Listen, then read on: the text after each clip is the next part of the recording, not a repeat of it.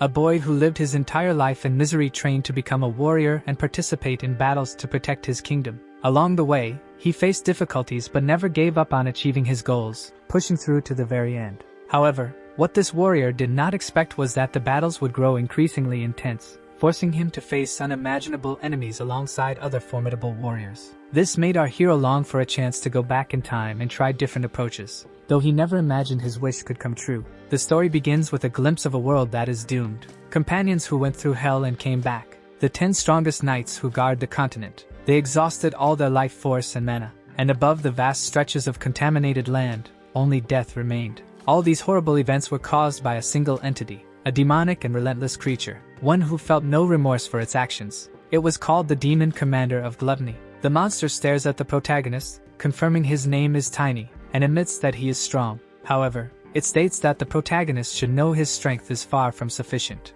to take its life in battle. After saying this, Tiny charges forward. Using a hammer as a weapon, he unleashes a thunderous strike. The creature withstands the blow and tells the protagonist to give up, claiming his efforts are futile. But Tiny simply yells at the monster to shut up.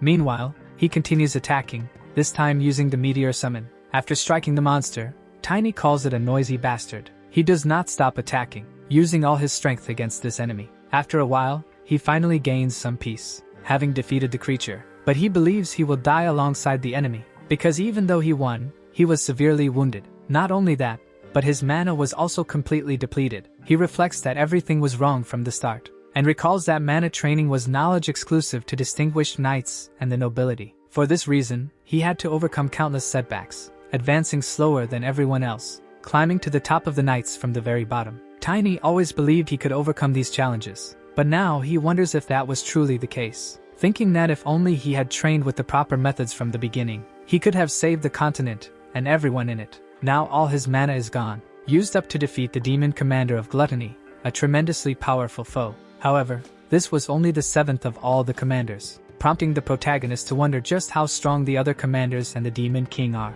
Amidst these thoughts, someone calls out to him on the battlefield, asking if Tiny is still alive. It is the Sword Emperor Asgard von Valentia. He says that, unfortunately, he will be dead soon. But before he goes, he would like to ask the protagonist one question. He asks why Tiny didn't flee this battle. Tiny hesitates, but the Emperor says he once heard that the protagonist was a child from the slums and asks if there is nothing he wishes to protect. He also says things must have been very difficult for Tiny. The protagonist says he was curious about what the Emperor wanted to ask, and says it is shameful. He also admits he hates being more inadequate than most, stating that a man must remain confident anywhere, and for that reason, he declares he would never flee from a fight. Upon hearing this answer, the Emperor immediately begins to laugh. Tiny remarks that he seems to have quite a bit of strength since he is laughing. The Emperor says it will work out, and Tiny should trust in the talent that made him one of the 10 strongest knights with only his pride. He also says that if Tiny returns, he should find him. The protagonist once again does not understand,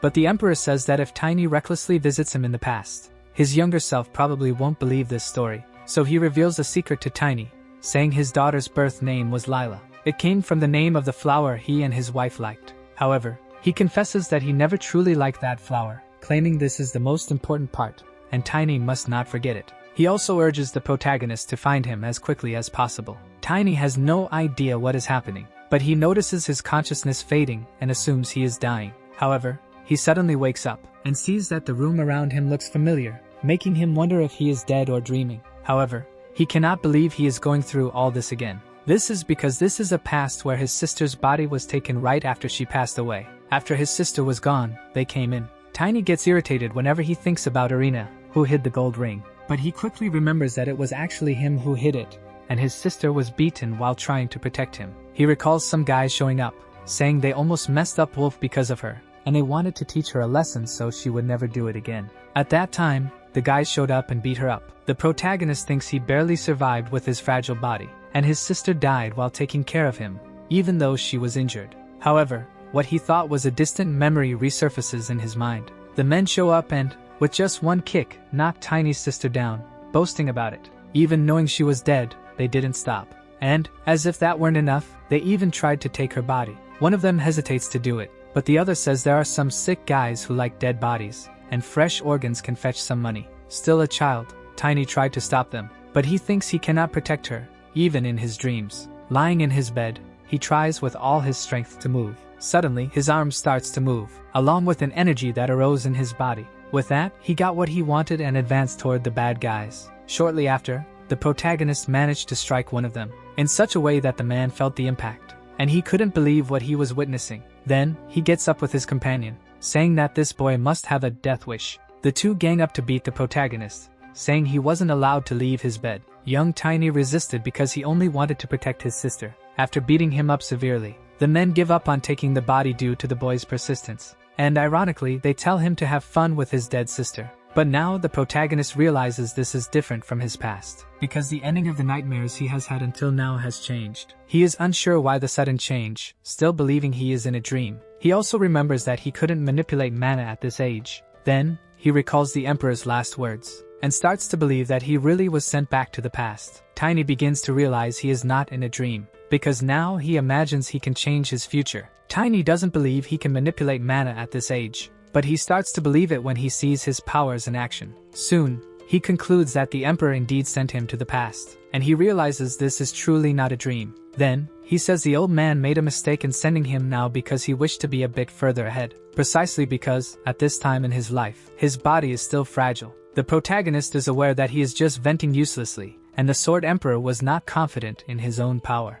But he thinks he can see this as a chance to let his sister rest in peace, since he couldn't even do that in his past life. Tiny then remembers that the Emperor told him to meet him as soon as possible. However, he thinks that will have to wait a bit. After finishing what he must do, he will soon make his way. Now the protagonist desires revenge against the one who killed his sister, known as Wolf, because in his past life, he almost killed him by breaking his spine. But this time, he wants a more fitting revenge. However, before that, he wishes to take his sister to a place of rest. Sometime later, he manages to take her to a cemetery, and he thinks that he wasn't connected to Irina by blood. All they had in common were their black eyes and hair, a rare sight on the continent. Many people among the invaders avoided or harmed him because of this, but his sister used to say he reminded her of her lost brother, so she named him Tiny and treated him with genuine love and care. Sending his sister to rest without being able to repay all she did for him leaves the protagonist somewhat frustrated. Regardless, a priest performs the normal funeral rites. Among the people present, a girl looks at the protagonist and wonders if Irina died because of him. Her name is Emma, Irina's friend, and she thinks Tiny seems to have changed a little. Even some time ago, she found them at their house and saw the child eating right in front of his sister's body. But upon looking closely, he notices that the boy's wounds healed instantly. After that, the protagonist picked up Irina's body. Emma asked where he thought he was going with those injuries. Even though the protagonist insisted he was fine, the girl persisted that he should take care of himself. She also said she didn't understand why he listened to Irina's words but not hers. However, surprisingly, the protagonist thanked her for the food, and also for taking care of him, affirming that he would make sure to return the favor. Emma definitely wasn't expecting that, but suddenly, they were holding a funeral afterward, and she wondered what was going through the boy's mind. Speaking of him, Tiny thought this was the only way to make peace with Emma. He also thought he shouldn't blame himself and feel discouraged because that wasn't what his sister would have wanted. She always told Tiny to be confident and keep his head held high. Soon, the protagonist declared that he held on to Irina's words, saying she should watch him from above and asserting that he wouldn't have any regrets this time. A month after the funeral, the protagonist was ready to start over. He then walked to a specific place. Some men recognized him as one of the slum kids, thinking they could take his money all at once. But as they approached, Tiny asked where Wolf was. One of the men, irritated, asked how he dared to say that name, claiming he must have lost his mind. He even tried to slap the boy but was stopped. Tiny sarcastically asked what was wrong with mentioning Wolf's name. Meanwhile, he gripped the man's arm tightly, making him scream in pain. Seeing his partner fall to the ground, another man asked what was wrong with this kid, thinking Tiny must have found a potion or something to have gotten so strong. But he believed Tiny was just another brat, and went for an attack. Grabbing the boy by the shirt, the man tried to lift him but struggled greatly, wondering why the boy was so heavy. Tiny said the man must be wondering what was going on since he was heavier than he looked, and told the man to just give up, but then added that the man wouldn't be able to do that anyway and kicked him hard. His mana body had replaced his previous weakness. He hadn't been able to do this in his past life, but now it was different, because he had perfectly fused a copy of his mana body with his physical body, one that could become more powerful as a result of the interactions between the two bodies. This was the core of the secret technique Tiny had developed. This technique was powerful, but it required him to eat much more than normal to be effective, which was why he had consumed 10 days' worth of food from Emma's house. In any case, it gave him the strength he needed. The protagonist said that in addition to realizing something after remaking his mana body, a single mana awakening had an easier time finding its place in damaged bodies. The fallen man didn't understand what he was saying. Tiny explained that it meant he was thankful that the man had once broken his body. After saying this, he hurled the man as if he were nothing. The man's body smashed through a door and passed by several others. Inside, they were alarmed by the presence of an intruder and wondered who he was. Seeing Tiny enter, they identified him as the slum brat. From above, some noticed that the boy had come there alone and questioned what he would do without a weapon. The protagonist asked what they meant by without a weapon. Then, with his bare hands, he attacked, saying he did have a weapon, his own body, which he used to defeat his enemies and throw them as if their weight were as light as paper. The mess the protagonist made was enormous. He fought against multiple grown men with a child's body, making it seem insignificant, because no one there was a match for him. Tiny even had fun beating his targets. When he finished, everyone was on the ground, and some had even lost a few teeth. Thus, the first stage was complete. He declared he was tired of dealing with the small fry. What remained were the Reincarnated brothers, and Tiny asked why they wouldn't come down to fight him. After the protagonist confronted the brothers, one of them declared he would split Tiny in two, but as they faced the boy, another brother noted that Tiny was a mana user. Soon, they conclude that the body of a mana user can be sold for a good price. While Tiny was playing with one of the fallen bodies, the two brothers tried to catch him off guard, and then he tossed the body aside, saying it was already all broken. A flashback from his past life shows a moment when he was using a person as a weapon.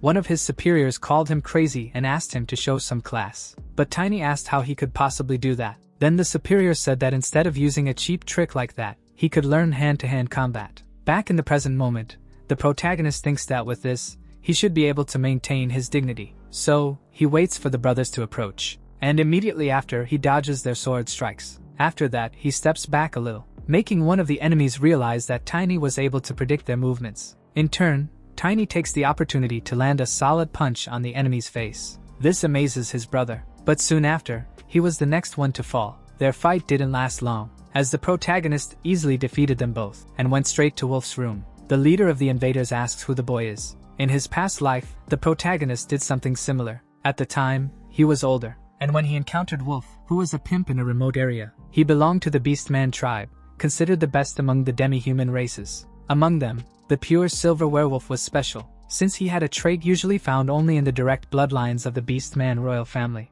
It was very difficult to kill him in Tiny's past life, as he didn't know why a silver wolf was in such a place. But this time, he knows what awaits him. Seeing the boy, Wolf asks if he was the one who caused all this mess. Tiny asks if he can't deduce the answer himself, saying his intelligence must only go that far. Wolf calls him an insolent brat, and promises to tear out his tongue. Soon, he begins transforming into his beastly form, and the protagonist says it would have been better if he attacked with everything from the start. Wolf's claws begin to emerge, along with hairy animalistic paws. This way, Wolf transforms completely, but Tiny becomes a little confused, saying that Wolf doesn't have gray fur, as he imagined, and asking what kind of dog he turned into. Wolf doesn't like being called that, and launches into a furious attack. The protagonist wonders what is going on, as he notices that Wolf is stronger and faster than the Reincarnated brothers. Still, he dodges the attacks, and thinks that Wolf cannot be compared to how he was in his past life. Then, he decides to end this and clamps the wolf's mouth shut, asking if the enemy thinks he came back just to see these weak attacks.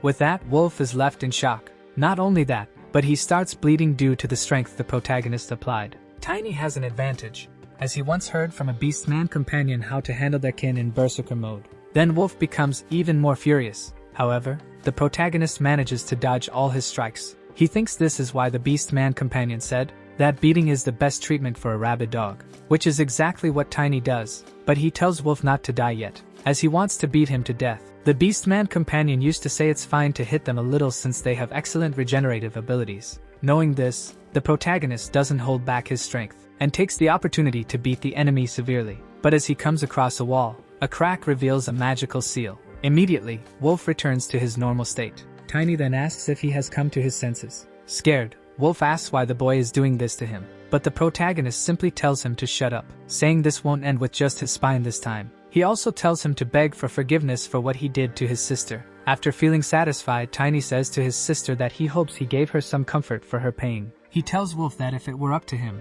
he'd cut his head off. Wolf begs for forgiveness, just as the boy told him to do, saying he deeply regrets what he did. But the protagonist's rage is so intense that he wants to decapitate him and take his head as an offering to his sister's grave. Hearing this makes Wolf even more desperate. Then Tiny says that his sister probably wouldn't want to see Wolf's face after everything she went through. Then he decides to clear up some doubts and asks Wolf what a beastman like him is doing in this place. But before that, he picks up a stone from the ground that had fallen from the enemy and says he's never seen one like it in his past life. Upon touching it, the protagonist is overwhelmed by a strange energy. He wonders if this might be demonic chi. Inside the stone, he sees a silver wolf trying to escape. The wolf lunges at the protagonist, leaving Tiny quite surprised by the sight. Back in the past, a friend of the protagonist wanted to show him something about spirit creatures. These creatures are beings that are reborn after accumulating mana for at least a century. Tiny didn't know such beings lived outside Elbapane, but he had heard that these spirit creatures were rare. His friend asked if he knew that the soul of a spirit creature was a spirit. He answered yes,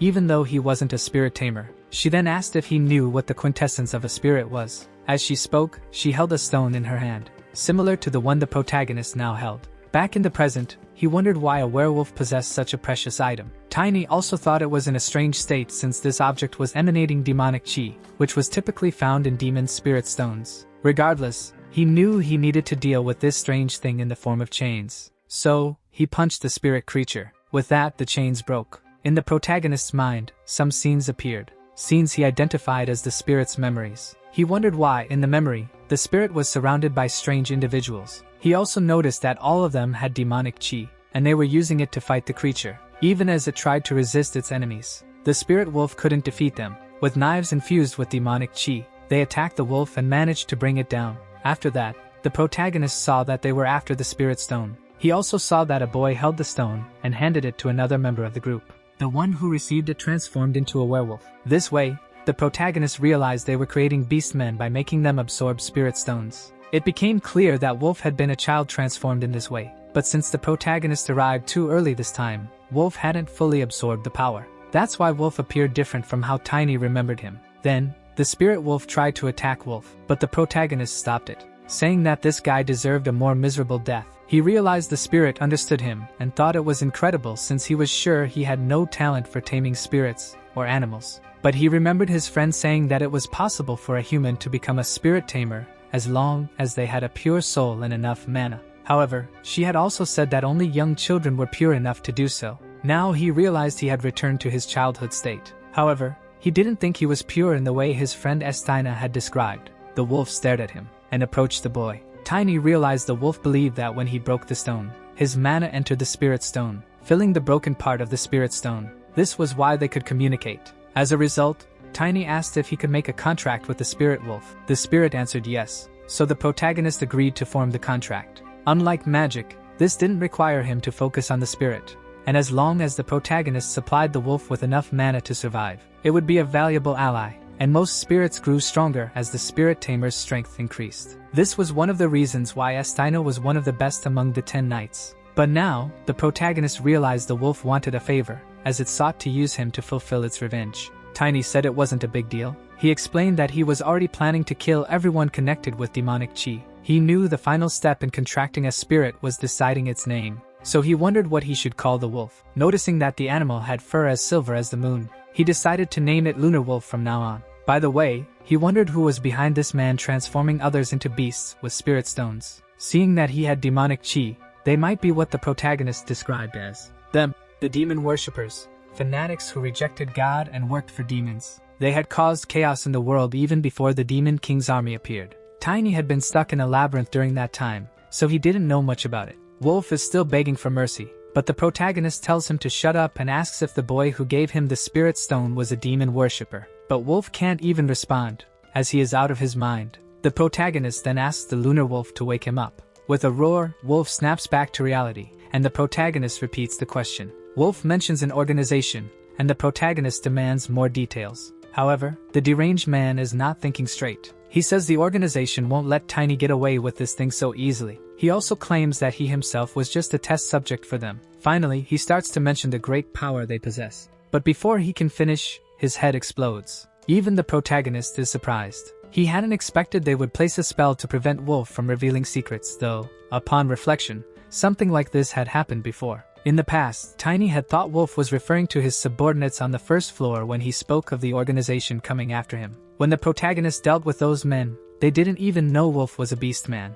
For now, Tiny decides to brush it off, saying it's not as if he lives using his head. Looking at the broken wall, he sees something that seems important, and he thinks he should start reclaiming what was taken from him. Next, he uses Wolf's body to break the wall further. Soon, a type of vault is revealed, and the protagonist wonders what the Sword Emperor would have done in this situation. He believes he can someday use the story the Emperor told him before he died. Tiny takes Wolf's hand and uses it to open the vault. He thinks that, to make his future ally trust him, he needs a specific item, which he finds inside the vault, the Valencia family ring. Once, a woman approached a boy and asked his name. He replied that his name was Tiny. She said the name was cute and suited him. Then, she took a ring from her finger and gave it to him, saying he should look for her with it, and she would help him. Back in the present, the protagonist knows that everyone living in the Aslan Empire knows who she is. Chloe von Valencia. She is the youngest daughter of the Sword Emperor, Asgard von Valencia. She is also known for her kindness and generosity since she was a child. Back then, she was called the Angel of Valencia. Everything changed around the time she turned 16 because there is a tradition in the Valencia family where children who reach adulthood must place flowers in every temple in the empire and make their names known. This must be the reason they met an invader, the red light district of the Files fiefdom, located on the borders of the duchy. In his past life, Tiny was unable to retrieve the ring because it took too long to seek vengeance, and getting help was difficult. But this time, the ring will be of great help. Now that it's in his possession, it should be much easier to meet the Sword Emperor. Suddenly, someone appears, asking about the protagonist, and Tiny already knew this person would show up. A man in shining armor enters the scene, and is met with the chaos everywhere. Some people mention how the protagonist grabbed one of their legs and swung it as a weapon, convinced he must be a mana user. The man is surprised to hear that a child caused all this commotion, but others confirm it and beg the knight to intervene, as this guarantees the problem will be resolved. However, irritated, the knight says this is why he told them to stop that nonsense, though they insist it's not related. The man then asks how Wolf has been managing his subordinates. This man is Ian, the commander of the guards of the outer castle of Files. He quickly thinks he can use his title as an excuse to increase his protection fee. But then the protagonist descends the stairs, and the knight asks if he was the one who caused all this mess. Tiny responds that he was. The commander then asks if he has any idea what he has just done. Tiny replies that he was just taking care of some rotten scum and doesn't understand why a knight needs to show up for something like that. He also mentions that it looks like the man was receiving a lot of bribes from Wolf. Despite being irritated, the man says the boy has guts, but that doesn't stop him from launching an attack. The protagonist wonders if the knight has just reached the second level of mana. In any case, he prevents the knight from attacking him, leaving the man quite surprised, as he did not expect his attack to be so easily stopped. Since that's the case, the protagonist thinks that even though he isn't strong, if he gives it his best, he might defeat his opponent. After this, he attacks with a knee strike to the opponent's face. The impact of the blow is powerful, but the knight blocked it with his hands, preventing greater damage. This makes Tiny think that, for now, just demonstrating his power should be enough. The knight comments that he's quite skilled for a child, but the protagonist can only think that he shouldn't make the feudal lord his enemy just yet, since the number of knights under the lord's command is too many. For now, Tiny decides it's better to let the knight leave on his own. Furious, the knight prepares to draw his sword. However, the protagonist is ready. From the top of the stairs, he summons his spirit wolf, facing the creature head-on. The knight becomes visibly frightened. This makes Tiny think that the opponent has probably never seen a spirit in such a small fief, and since the knight has calmed down, he decides to say something. The protagonist then states that this matter doesn't concern the opponent as long as he gets paid. The knight asks what he's getting at. The protagonist then asks what the knight thinks about being paid by him instead of Wolf. The knight remarks that such words don't sound like they're coming from a child, asking how old the protagonist is and whether he transforms through magic. Tiny replies that it's not magic. He says he's just a native of this place, and is somewhat famous an invader because of his black hair. The knight then asks if he thinks he can pay him the 5 white gold coins that Wolf would give. However, Tiny says he must be joking and asks how far the knight wants to take this. Because he's certain the knight was only receiving 1 coin from Wolf, Tiny agrees to raise the payment to 1.5 coins. This enrages the knight, but Tiny says that if he doesn't want the deal, they can settle the matter right now. Seeing that the boy has the protection of a spirit wolf, the knight realizes he has no chance against him. He remarks that the world must truly be ending, as only then would a child speak such things. Tiny then asks the knight for his answer. The knight says his payment date is the last day of the month, so Tiny must keep his promise. As he leaves, one of those present asks if the Lord's knight will really let things end like this. Angrily, the knight punches the man in the face and simply tells him to shut up. Tiny tells the knight to wait and tosses a coin in his direction, saying that since the ownership of this place has changed, the new owner should at least greet the feudal lord, and asks if the knight can arrange a meeting. The knight replies that he will report this to the lord, but warns the protagonist that he'll feel the feudal lord's wrath if he doesn't pay on time. Tiny says he's aware of that, and thinks that this will only happen if there's a next payment date. Seeing Wolf's former subordinates fleeing, the protagonist asks where they think they're going and declares he'll give them 1 hour to gather all the women working in Invader and the children who beg in the streets. He warns that for every minute they're late, he'll kill one person, and if they try to escape, his spirit will hunt them down and kill them. He then tells them to run and not forget that they only have 1 hour. Afterward, Tiny thinks that if everything goes according to his plan, it won't take even a week to deal with this place, and he looks forward to meeting Duke Valencia. When the deadline is up, the men return with the people the protagonist demanded. Emma is among them. As soon as she sees Tiny, she asks what happened to his hand and if someone hit him again. However, he replies that it's not his blood and points to Wolf, saying that he's already dead. Emma wonders if this is really Wolf. Quickly, panic spreads among the others, as they believe the feudal lord won't leave them alone now. Tiny notices that everyone is scared because no one living in Invader is unaware that the feudal lord is behind Wolf. The people begin to wonder what will happen and what kind of punishment they'll face, but the protagonist interrupts them, asking them that, if challenging the nobility is a grave sin, what will happen to the feudal lord of Files, who is making Duke Valencia look like a fool. Elsewhere, 2 guards are talking, and one of them mentions that he hasn't seen Lord Ram around for a few days, asking if he's on vacation or something. The other guard says he heard that Ram is on probation because of that incident in Invader. His friend asks what the Lord did. He asks if his friend doesn't remember the fight between the local thugs. His friend asks if he means the time when they all hallucinated simultaneously, because no matter how they were questioned about that moment, they all said the same thing about a giant wolf chasing them. The guard says he remembers now, and not only that, but the leader of those men was unrecognizable when they found the body, and all the money the former boss had simply disappeared. But he asks what that has to do with Lord Ram. His friend responds that it seems while he was negotiating with the new boss, they had a problem. All the shops and warehouses were closed, and the merchants who visited the city have many complaints, as they are no longer making money, which has angered the feudal lord. He also says that's likely why the feudal lord summoned the new boss. While they are talking, the protagonist listens in, hidden, back to the moment when he was talking with the people. Emma asks Tiny what he is talking about. The protagonist knows that in his past life, he used to believe all nobles were the same, so even after looking at the ledger, he didn't think much of it. As part of the feudal lord's request, he handed over half of Wolf's fortune and the ledger. In return, he gained only some knowledge about Invader. But things are different now. Even though Tiny isn't the smartest person in the world, due to his past life as a knight, he realized there are nobles who are above other nobles. And with this ledger, the feudal lord is finished. So he tells Emma that she doesn't have to understand this now,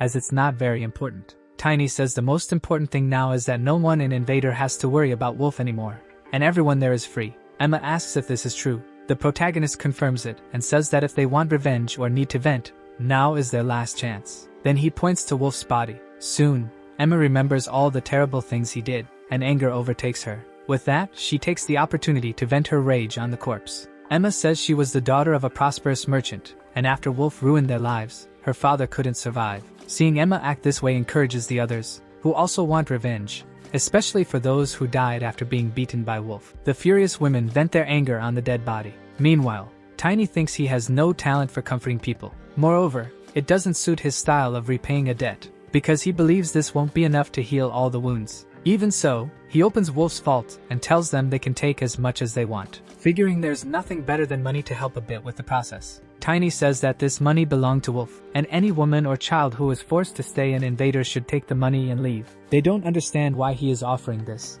Emma asks what will happen to the protagonist, but he says he'll be fine and that she should take the money she needs. The girl says Tiny might not understand this because he is still young, but claims there's no one in this world who doesn't need money. The protagonist asks where she thinks that money came from, stating that even if he sends all the bad guys to hell, the money will remain on Earth. Seeing the amount, the women get excited, but the protagonist has something to say. He warns that if they commit any wrongdoing because of the money or speak a single word to the feudal lord, he will send his spirit wolf to take care of the rest, claiming that the wolf will track them all down and tear them to pieces. Then he tells Emma that if she's thinking of leaving Files, he recommends going to Diane. He also advises always traveling in groups and hiring mercenaries from a guild with a good reputation. However, Emma doesn't want to leave without him, but Tiny says he has another place to go, and she agrees, believing he is strong enough to take care of himself. Then she says they'll do as he suggested and go to Diane. Soon, she invites the protagonist to find her if his path becomes too difficult. Tiny says goodbye and thanks Emma for everything. From that day on,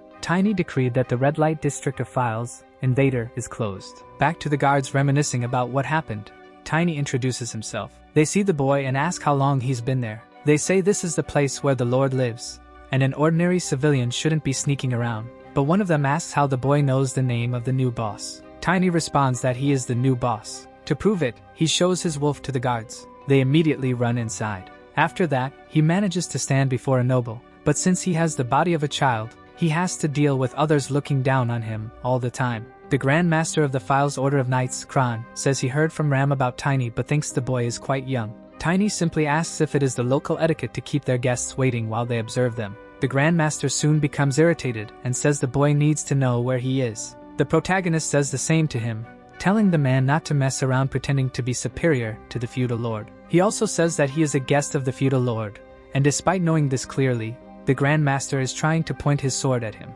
The man replies that, as expected of someone who lives in filth, his tongue clearly stinks. Tiny says he didn't know about that, but to be honest, the stench is coming from the man, specifically from the foulest mouth in the Order of Knights. This infuriates the Grand Master, but the butler tries to calm him down, saying the Lord is waiting. Master Kron knows this very well, and the protagonist is relieved that he no longer has to wait. The Grand Master then sheathes his sword, and warns the boy to be careful inside because the Lord is someone very strict. In his thoughts, Kron affirms that he will kill the boy as soon as he has the Lord's permission. Anyway, the protagonist goes to meet the Lord, and Kron introduces him to the Lord as Tiny from the alleys. The Lord then tells him to come in. As soon as the protagonist enters the room, he is shocked, wondering if that thing is the feudal lord. Nevertheless, the protagonist maintains his composure, saying it is an honor to meet the governor of Files. The Lord asks where he learned such etiquette. Tiny responds that he has been practicing for a while in preparation for this moment. His name is Baron Jaimin Val Files,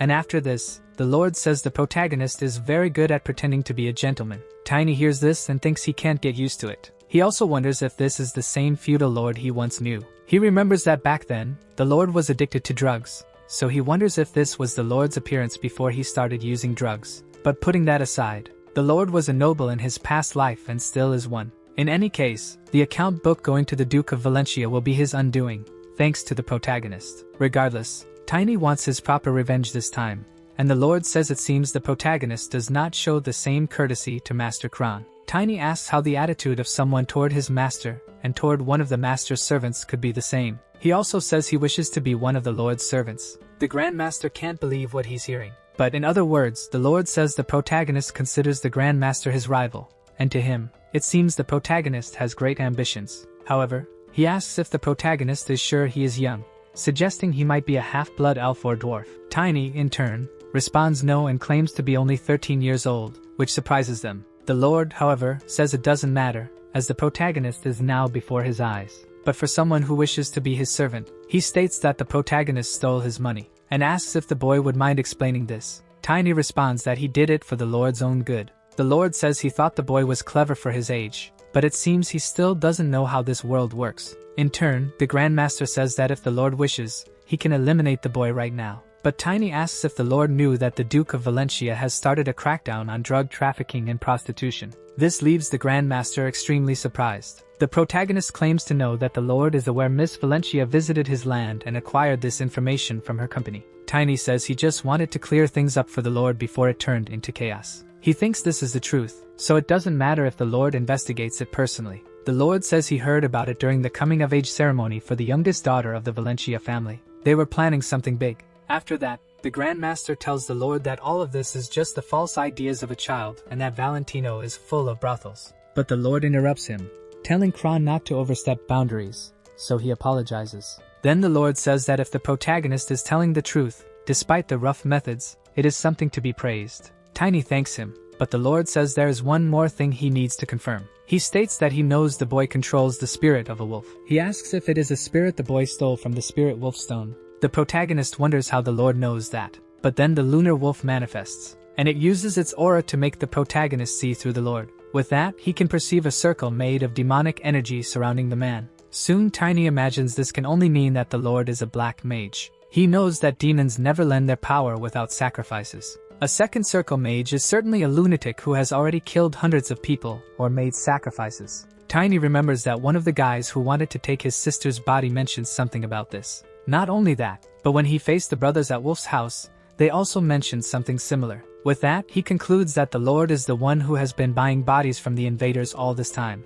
Not only that, but he also realizes that Wolf had a black mage behind him all along. Due to the protagonist's delay, the Lord asks why he is not speaking, but Tiny claims he did not understand the question. Then he orders Kron to attack. The protagonist realizes this is a problem because, with his current power, he won't be able to defeat these two. So, he tells the lunar wolf to attack. Seeing the wolf, the Lord says it truly is the master of the forest, and he cannot accept that such a spirit is in the protagonist's possession. Now that things have come to this, the Lord says they have no choice but to find a new test subject. Tiny then realizes that the Lord wants to use him in place of Wolf. The Lord asks how powerful this boy is. The Grandmaster responds that he will soon reach level 2, so the Lord understands that he is already a match for a knight. Kron agrees unless he comes from a notable family that trained him to manipulate mana from an early age, making the boy a genius. However, he states it is impossible for him to have learned all this on his own because there isn't a single drop of mana leaking from him, and the circulation is also stable.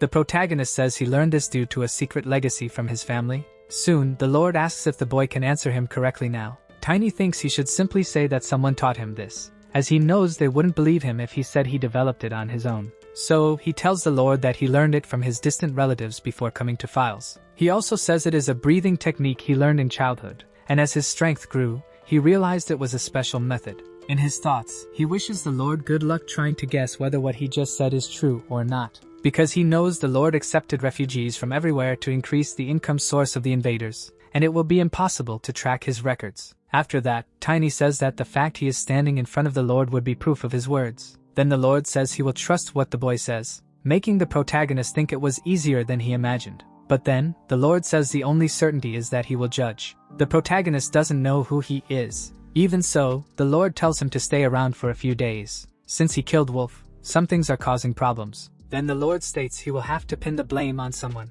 This makes the protagonist think he must be referring to the members of that organization Wolf mentioned. And he considers that if the feudal lord is as cautious as he is, he might be an incredible black mage, making this very dangerous. The Lord interrupts his thoughts, demanding an answer from the boy. He also says he wants the protagonist to be his sword, adding that this shouldn't be a bad offer. Tiny simply says that if the Lord orders it, he will accept, believing himself to be a special guest. The Lord confirms this, saying the boy should be very careful with his actions in his presence. In his thoughts, Tiny notes that he still has a card to play. It will take about 3 days for the Duke's men to identify whether the account book is genuine or fake. Another 3 days for the punitive army to be assembled. And about 10 more days for the army to arrive in Files, maybe a little over 15 days. However, if the Lord's guest arrives after this period, everything will work out. So, he asks the Lord when his guest will arrive. The Lord does not understand why he is asking. Tiny says his wish is to know this so he can use as much time as possible to learn proper manners. The Lord then says his guest will arrive in a week and tells the boy not to disappoint him. With this news, the protagonist becomes deeply concerned. Now the protagonist knows he has only 1 week to prepare. He realizes he has only 2 options. The first is to flee, as the people of Invader must already be far away by now. He could leave if he wanted, imagining that escaping from the Lord's men would be easy to do. However, if he does so, he is certain the Lord will put him on the wanted list, and if that happens, things will become even more problematic, especially when he tries to meet the Sword Emperor, and since he receives something from him, Tiny must avoid anything that could cause trouble. But that's not the only thing bothering him. Just thinking about having to flee irritates him, even though he doesn't yet have the same strength as in his past life. Finding a way to overcome his opponents has always been his way of doing things. As for the second option, this guest arriving in a week, the protagonist wonders if it is really the Lord's official visitor. He remembers that the feudal lord referred to this person as if they were some kind of high nobility. But he questions why the house is so empty, considering a guest is about to arrive. Tiny concludes this must be some kind of obscure private visit. And definitely, the person supporting the feudal lord is not someone who can show themselves in public. If that's really the case, he wonders what would happen if some kind of major unforeseen event occurred in Files before this guest's arrival. He imagines that a lot of attention would be focused on one place, and there's a great chance this visit could be postponed or cancelled. Even though there's a high risk of failure, Tiny always approaches things this way. But for this specific task, the protagonist knows he needs to become stronger. And with that, he will be able to defeat the Grand Master and the Lord. After some time, he stops his training, because he feels hungry and wants to find something to eat. In the dining hall, the cook is startled by what he sees and ends up spilling hot soup. The person he was serving asks where he's looking, but when that person also sees the scene, they are equally surprised, because they see the protagonist eating an absurd amount of food and wonder how he can eat so much, speculating that he might have dwarf blood, as they've heard dwarves eat as much as orcs. For his part, Tiny thinks his mana body, which has surpassed dissonance, improves whenever he eats. In other words, the more he eats, the stronger he becomes. And since that's the case, Tiny doesn't need any medicinal herbs or anything of the sort. But upon seeing him eating this way, a knight approaches and asks if the boy learned good manners from a dog. The protagonist simply responds that he did. The man becomes irritated and tells the boy to act respectfully when in front of an adult. Tiny asks how he can respect someone who is picking a fight with a little boy, further irritating the man. He continues, saying he's not sure if the knight is trying to make him laugh or looking for a fight, and tells him to decide quickly. His provocations leave the man extremely furious. Then he lets his anger get the best of him, saying he's going to beat the protagonist. Seeing his colleague about to explode, another knight tries to calm him down, stating the protagonist is just a child. However, the one who tried to calm him down is reprimanded, because the Grand Master approaches, telling him to stay seated and not interfere. Tiny seems to have already figured everything out. With further provocations, he tells the knight that he can attack him with full force, claiming he thought the man wanted to know how strong he is. Hearing this, the knight tells the boy not to regret it later. With that, the protagonist simply thinks that the Grand Master should stay still and just watch. Not only that, but he also knows that the feudal lord is behind all of this. Outside the dining hall, everyone gathers to watch the fight between the two, including the Grand Master, who is the most eager. Next, the knight named Grant claims he will put the boy in his place. Tiny asks if he is really sure about that. Grant simply tells the boy to grab his sword, stating he will finish this quickly and asking if he's not scared now. However, Tiny scoffs at his opponent and doesn't even grab a weapon. Then, he lands a kick on the knight's shin, which causes him immense pain, but he tries to hold back so as not to show weakness. Next, he attempts to strike the boy. However, the protagonist is more agile than he expected. After that, Tiny prepares to deliver another kick, and ends up hitting his opponent's other leg. Grant can't believe he's been hit twice, wondering if this is really the power of a mere level 1. Looking at his leg, he notices it is already swollen, yet he thinks he cannot lose to a child. Meanwhile, the protagonist thinks his opponent is quite resilient, but driven by pure rage, the knight tries to attack him. Tiny once again manages to evade, and prepares to attack again, which leaves Grant even more astonished. Then, Tiny leaps toward his opponent, and grabs him with his legs. He tells Grant not to worry because he won't kill him. The protagonist merely knocks his opponent out, and loudly and ironically asks if knights are really this weak, leaving everyone else utterly surprised, because they can't believe that Sir Grant lost to a child. Tiny stares directly at the Grand Master, who, in turn, is furious about what happened, but he simply turns and leaves. The protagonist concludes that he intentionally defeated a knight in front of numerous people without the help of the Lunar Wolf. He knows there aren't many people capable of doing that. Now he thinks the feudal lord will become increasingly hesitant to get rid of him. With that, he says in his thoughts that the probability of success has increased. The protagonist loses his balance for a moment, and wonders if he overexerted himself, but he thinks he had no choice in such a situation since he had to use mana for this. If it were in his past life, he would have faced many problems, because while his body recovered quickly, he was still at a disadvantage due to the slow recovery of mana. However, in this life, his body is in harmony with his mana, so that disadvantage is a thing of the past. Now he can train as much as he wants, and he can become even stronger than in his previous life. The next day, the movements in the duchy turned out to be true, and the Lord says he made a mistake with the protagonist. Tiny thanks him for his consideration and trust. The Lord then tells him to enjoy the veal steak and feel free to eat the other dishes as well. With that, Tiny comments that it seems like a bit much for breakfast. However, the Lord asks if his strength doesn't come from large quantities of food. The protagonist replies that what happened with that knight yesterday was a fluke. Hearing this, the Lord tells him not to be modest, claiming that his future is very promising and lamenting that there isn't a good master to teach a genius like him. From what he has heard, the Lord says the greatest knights in history grew up alone without masters. But Tiny says what made them grow was having a great lord to follow. The Lord is surprised that the boy knows about history and etiquette, making it clear to him that the protagonist is no ordinary commoner. In his thoughts, Tiny says he had an entire previous life to learn these things. Returning to the Lord, he says that both in the Empire and in neighboring kingdoms, this type of ears, black hair, and black eyes are very rare. However, if you include that, it becomes difficult to guess. The protagonist doesn't understand what he means by that. In any case, the Lord says he never thought a foreigner could be worth so much. Once again, Tiny doesn't understand what he means, but the Lord says he will be able to explain in more detail. He talked about the protagonist to him, and it seems it pleased him a lot. Tiny doesn't understand any of it, and thinks that he is definitely a crazy drug addict. He also thinks that the Lord is only in such good condition because of the power of the circle, but one can never know when the demon will strike. In his past life, Tiny imagines that he must have abandoned the Lord and removed the circle. For his part, the Lord says that he is eager to meet the boy. He also says the protagonist cannot imagine how good he is and will definitely make great use of him. Tiny thanks him for this precious opportunity. After the meal, he returns to his training. The protagonist is worried about him and the organization, but he thinks now is not the time to dwell on that, as he needs to prepare. He knows that the Lord is in the second circle, and Matukakran, of the second stage, is slightly stronger but still comparable, because the level of a mage and a mana user are similar, and the protagonist passed the second stage a long time ago in his past life. But now, he has to reach that level again and imagines that 6 days will be enough. 3 days after this realization, he notes that his body is still small but already quite strong.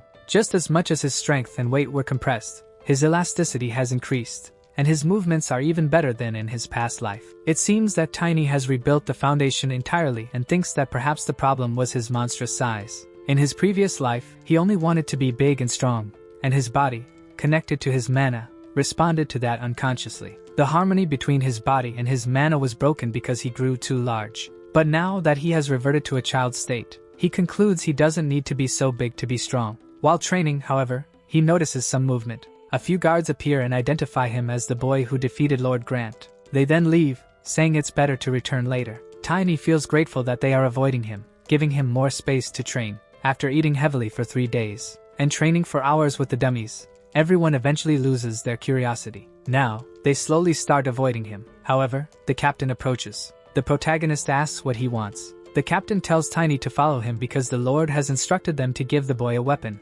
Upon seeing the enemy's sword, Tiny thinks the timing couldn't be more perfect. The captain says the boy doesn't realize how much the Lord thinks of and cares for him. He tells him to be grateful. Meanwhile, the protagonist looks around. He sees an armor set, which he thinks is very expensive but fits him perfectly. However, when looking at the weapons, he doesn't see any axes or war hammers, and he thinks he will need to spend his savings. After this, he asks the captain if he can take something like his sword. The captain asks if his sword looks like something mass-produced. He says the sword's name is Grills, crafted by Rogers, a renowned swordsmith, and it is a luxury artifact. He also says that a little bird doesn't eat stones. Yet the protagonist can only think about how much blood must have been spilled by that sword. Even so, he says that the sword suits him more than the captain, claiming that this sword should be in the hands of someone more talented for the Lord's sake. Hearing this, the captain bites back his anger, calling the boy insolent, and asks if he's trying to get himself killed. But the protagonist asks if he wants to test his skills right now. He then holds the sword as if it weighs nothing,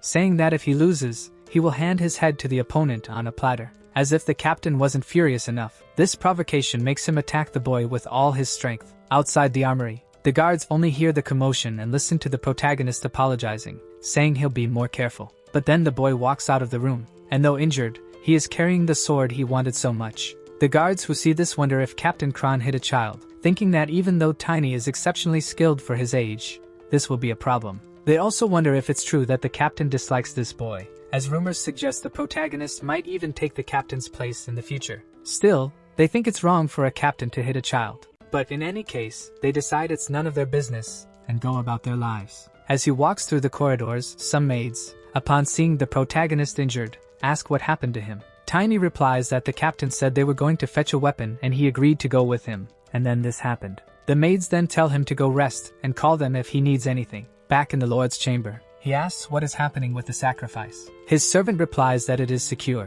so the Lord asks if more bodies appeared again today. The servant confirms, and the Lord thinks that this boy is turning the invaders upside down. With that, he dismisses the servant, and says he doesn't know what the boy is plotting, but he thinks he has to put an end to it, because he imagines that in a few days, the boy's lineage will be confirmed, and then they will be able to proceed. There's just one problem, as the Lord thinks that if the protagonist belongs to that family, then of course he, as the owner of that wolf, will have to pay a terrible price. However, he hopes that won't happen because seeing how knowledgeable and well-mannered he is, it's clear the protagonist came from a family of great prestige. Moreover, even though he is very talented, someone his age could never defeat a knight, probably because he must have mastered the vision of that family. And above all, the protagonist has those black eyes and hair. For the Lord, there's no clearer evidence than this, and he can't wait to see him. However, as he lies down to sleep, he hears a sound called an alarm spell. He wonders if it's a servant? If so, he wants to know who would dare disturb him unnecessarily, claiming that he will take this person and use them as a sacrifice. Then he tries to rise from his bed,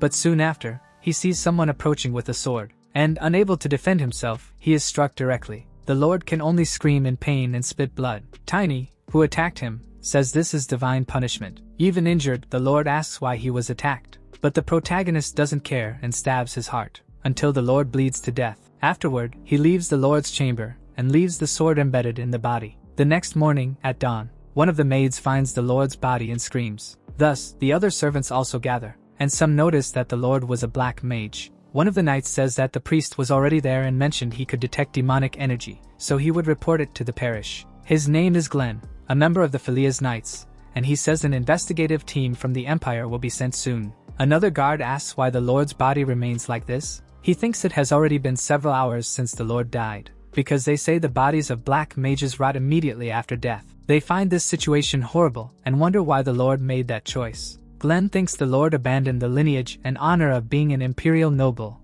and was executed as soon as it was discovered. Then he says there's no way to question a dead person, but there's still something unclear. After that, he examines the sword more closely and realizes it's the captain's sword. However, the others don't believe the captain would do such a thing. One of them mentions that the boy managed to meet the Lord alone, given his excellent skills. He also says there was talk about a new captain, so he concludes the current one might have snapped after hearing this. Another guard asks if he would kill the Lord just for that. He wouldn't do such a thing unless he was insane. However, they question, if that's the case, why hasn't the captain appeared yet? Glenn says he has a bad feeling about this, and decides to do some investigations. Soon, he talks to several people, and after interviewing all the guards and servants, he discovers that the captain beat Tiny a day ago. Finally, they gather all the testimonies, and Glenn tells them to summon the boy. Facing Glenn, the protagonist says the captain mentioned that the Lord ordered him to fetch a weapon, so he accompanied him to the armory. But he didn't imagine that all along. The captain just wanted to beat him, and furthermore, he didn't receive any weapon. Glenn becomes irritated, stating that the warehouse has already been inspected, claiming that there were some traces, but the captain wasn't there, and no one has seen him anywhere, alleging that the captain vanished like a ghost after meeting the boy. Then he asks if the protagonist truly didn't meet the captain after that. Glenn insists on his question, but the protagonist states that he did not meet the captain. Then, Glenn asks if he doesn't find that strange. Tiny says he's somewhat worried that Glenn isn't taking him seriously. He also says he's not happy to hear that but insists he's telling the truth. Glenn thinks this matches the testimony of the staff. Showing concern, the protagonist asks what will happen to him, claiming that the master had said his future was secured. Glenn simply tells the boy to come back there earlier, and then lets him go. Tiny thinks that this knight is one of the bastards living there but wonders why he doesn't remember him, and asks himself if he just forgot. But after thinking about it carefully, he remembers perfectly killing all of them in his past life. He then thinks it would be suspicious if he returned to the room after being interrogated, concluding he cannot be careless. After some time, he returns to the room, and receives a mercenary plate and money from Glenn. Glenn says that only commoners with the status of mercenary or merchant can freely enter other provinces, affirming that he personally verified the identity. Tiny thinks he really wanted one of those, but he asks why he's being given it out of the blue. The knight tells the boy that playing around in a rotten place will only waste his talents, and advises him to go play in better places, claiming that this is advice from a life veteran. Upon hearing this, Tiny thinks this is advice the knight himself wishes to follow. Now he understands why he hasn't seen him before. Glenn must have left the place. Regardless, Tiny thanks him and says he thought he should leave anyway. He thinks that now that the Black Mage is dead, the Imperial family must act. The protagonist prevented him from making a move, but the Duke's investigation team hasn't appeared. So, he concludes that he'll have to go personally. Glenn tells the protagonist that if he succeeds on his journey, he must not forget about him. Tiny asks what his name is again, and Glenn is shocked that the boy doesn't know his name. A bit embarrassed, he introduces himself as Glenn Liberty but says the boy can just call him Glenn. The protagonist then says that Glenn also needs to remember his name. Then he leaves, saying that Phileas is without a lord as its leader. At the moment, everything is in the hands of that knight. In a way, Tiny feels guilty, as the knight said he would need a mage specialized in tracking to find the captain. Thus, Tiny has left an unsolvable problem behind, and now that he has a mercenary plate, he plans to borrow a horse from the guild for transportation. But immediately, the lunar wolf appears. The protagonist understands that the wolf is offering itself as a mount but says riding it gives too many jolts over long distances. Not only that, but he claims that a human riding a wolf's back will vomit everything in their stomach within 10 minutes, arguing that he is too slender to have the same balance as an orc. But the wolf doesn't care and forces the protagonist onto its back. Tiny, in turn, comments that the animal is still a bit small, because spirits usually materialize at the size they had when alive, but they can also materialize in proportion to the mage's size. While using the wolf as a mount, Tiny realizes that their souls and senses must first become one, and so he decides to try. Soon, he uses a level 2 spiritualist ability, Condemnation of Sensory Soul Link. Immediately, the wolf's body begins to transform. It becomes stronger than before, surprising the protagonist with this. He remembers his old friend asking what could be done by becoming a spiritualist, claiming that each domain is different. But the mage's traits manifest in the spirit. Strength and endurance, those are the mage's traits. But shortly afterward, the wolf takes off. It runs at an astonishing speed. The protagonist notices that all his senses are heightened, as they are connected to the wolf's senses, his vision and his sense of smell. He imagines he will save a lot of time reaching Valencia and concludes he can travel farther and faster this way, possibly even reaching Curran, where the first catastrophe will occur. In his previous life, as if heralding the arrival of the Demon King, many catastrophes emerged one after another, which greatly weakened humanity's strength. It all began with the disappearance of Curran's relic, something the protagonist thinks he must prevent from happening. The treasures of humanity granted by the goddess, the 7 sacred relics. This was supposed to be the final sacrifice, but in his past life, these relics were stolen. However, in this life, Tiny wants to overcome all these disasters and become the greatest warrior because he wants to join the human army against the Demon King. The first catastrophe in Curran, the Kingdom of the Sea, is where the protagonist wants to go, right after visiting the Duke's house. At another moment, people notice that the Imperial family is sending an investigation team for the Lord's murder. There are even rumors that he was a black mage. With this, they wonder if they'll end up being affected. A man talks to his friend and says it's better to be careful just to be safe, and his friend says it's better to stay out of it for now. But gradually, they notice a strange mist approaching, emanating around a mysterious person. The city guards demand that this person identify themselves. However, the person refuses, and passes through the city gate with no difficulty, leaving the guards collapsed at the entrance. At night, in the Lord's palace, Glenn is still awake working. However, he notices a strange presence, and asks the person who they are. But the hooded figure, instead of answering, says they have some questions, demanding that the knight tell them everything he knows about the Lord's death. Using magic, they enchant the knight. Enchanted, Glenn has no choice but to obey, and begins to reveal what he knows. The person asks where the Lord's body is. Glenn says that, at the request of the Empire's investigation team, it was placed in a coffin in his room. The hooded figure says that's excellent, and tells the knight to go to sleep and wake up in an hour. After the set time, Glenn wakes up disoriented and remembers nothing. He assumes he has been overworked, which is why he blacked out. But then, one of the guards approaches, saying they have a problem because the Lord's body has disappeared. This leaves Glenn desperate, as the body was definitive evidence of black magic. Far from the palace, in the forest outside Phileas, the hooded figure has the sword that killed the Lord, and finds the body of the sword's owner, already abandoned and dead. They quickly conclude that the culprit must be the dark-haired boy, who defeated the wolf and disappeared shortly after the incident, vowing that he will pay for ruining the organization's work. The next day, at the west gate of Licentia, Tiny is about to enter and thinks that many people really come to this city. He also thinks that everything is still going well but believes that if he moves first, everything could fall apart. So, he wants to get his equipment soon, feeling even grateful for Glenn's kindness. But he says this is already too much. Tiny pulls 2 gold coins from his pouch, and this quickly draws attention, as he is approached by 2 armed bandits asking if he has money. They demand that the protagonist hand over everything he has. But the tables are about to turn, when the protagonist asks if they have money. In his previous life, there was an unspoken rule on the continent's dark side. If a large shadow appeared in an alley, people should hide and not even breathe. But Tiny faced them, until one day when he was approached by a man saying that killing so many people like that could taint his soul. Soon, the day would come when he would be haunted by remorse, so he should show a little mercy. But at the time, the protagonist claimed he would be fine. stating he had never killed anyone. He had only dealt with leftovers of abortions multiple times.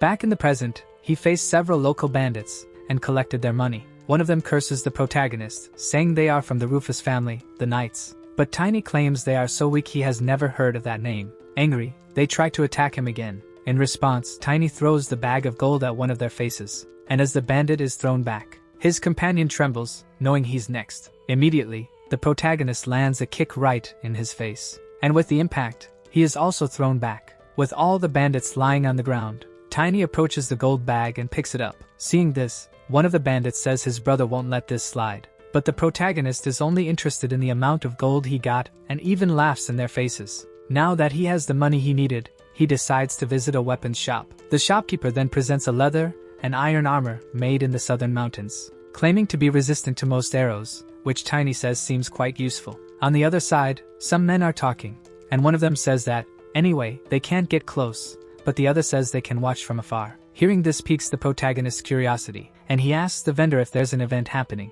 Since the boy didn't seem to know, the vendor tells him that the Princess of Valencia is on patrol. Immediately, Tiny thinks that if Irina was the person who taught him about affection, then the princess is the first person who gave him any hope.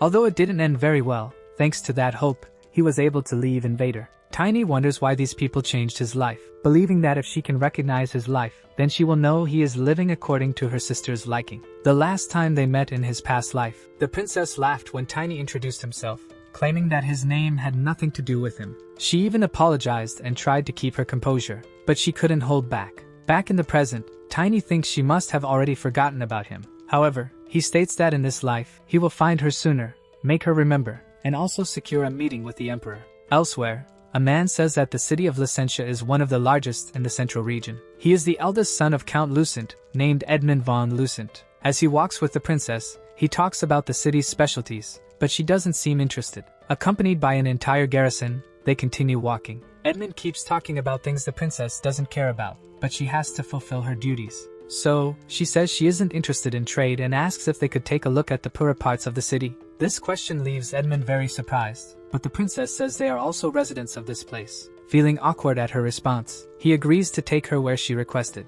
The princess remembers her father saying that if she is receiving the education of an heir, she should learn about real things. He told her to take a look at the poor because they should have a better life, and only then will the country become a better place. The princess wonders if it's unusual for her to put into practice what her father taught her, believing that in her heart, she wants to change everyone's perception with reality. But when her fiancé is announced at her coming-of-age ceremony, she will no longer be free for the rest of her life. This makes her question whether she should seek refuge in the temple, as she has felt drawn to it for some time. However, she knows her father would be sad about it, and he wouldn't want her to live alone for the rest of her life. Amid her thoughts, she hears that a child is trying to approach. It was the protagonist confronting the guards. Edmund steps forward and asks who this boy is and where he came from, claiming that he must leave immediately. However, unexpectedly for them, Tiny takes out an item, and says this is a ring that the princess herself gave to him, claiming she said he should come see her, and even though he's late, he would like to greet her. The others think this is nonsense, except for the princess, as she recognizes the ring the boy is showing. But she says it's strange because she gave that ring to a poor child, and asks the protagonist how he got it. Realizing that the princess doesn't recognize him, Tiny now finds himself in trouble, as the guards point their swords at him, precisely because the princess thinks he stole the ring. With swords around his neck, the leader of the guards demands the boy explain himself. Tiny now thinks that they met too soon and says it may be hard to believe, but claims that the child is him. He thinks that maybe the princess doesn't recognize him because he suddenly grew up, so he decides to give more details, saying he was the only one with dark hair in Filias, and perhaps the only one in the entire duchy. The princess asks how that's possible because the boy she met was so frail and couldn't even speak properly. She also says he was so small and cute but was a pitiful boy. Thinking about it, the protagonist realizes that even if he were small and cute, he couldn't have done much. So, he decides to use his powers, and summons a small, cute animal for the princess, which she seems to like a lot. As she hugs the animal tightly, even though she's warned it's still a strange spirit. She, however, says that only very pure children can obtain a spirit like that. The protagonist knows this is true, but there's a catch. The leader of the guards analyzes him from head to toe, and notices that the boy has weapons and a spirit, becoming suspicious. On the other hand, the princess asks what the name of this cute animal is. Tiny replies that it's called Lunar Wolf, referring to the moon in the Eastern dialect. Such knowledge about the dialect also catches the leader of the guard's attention. unlike the princess, who is solely focused on the animal. She says she never imagined the protagonist could change so much in just 1 or 2 months, when he didn't even look like he was 10 years old back then. The princess also remembers that his name means tiny. Tiny says he's 13 years old now, and his growth sped up a bit after his mana awakened. Vivian, the head of the guards, says this is very suspicious and asks the protagonist about his true age and whether he's some kind of half-blood. She apologizes to the princess for her rudeness but claims it's her duty to keep the princess safe. Edmund speaks up, saying he also finds this suspicious and suggests it would be better to interrogate the boy after a quarantine. In turn, Tiny says he won't ask them to trust him but reminds them that the princess said she could help him when she gave him the ring before.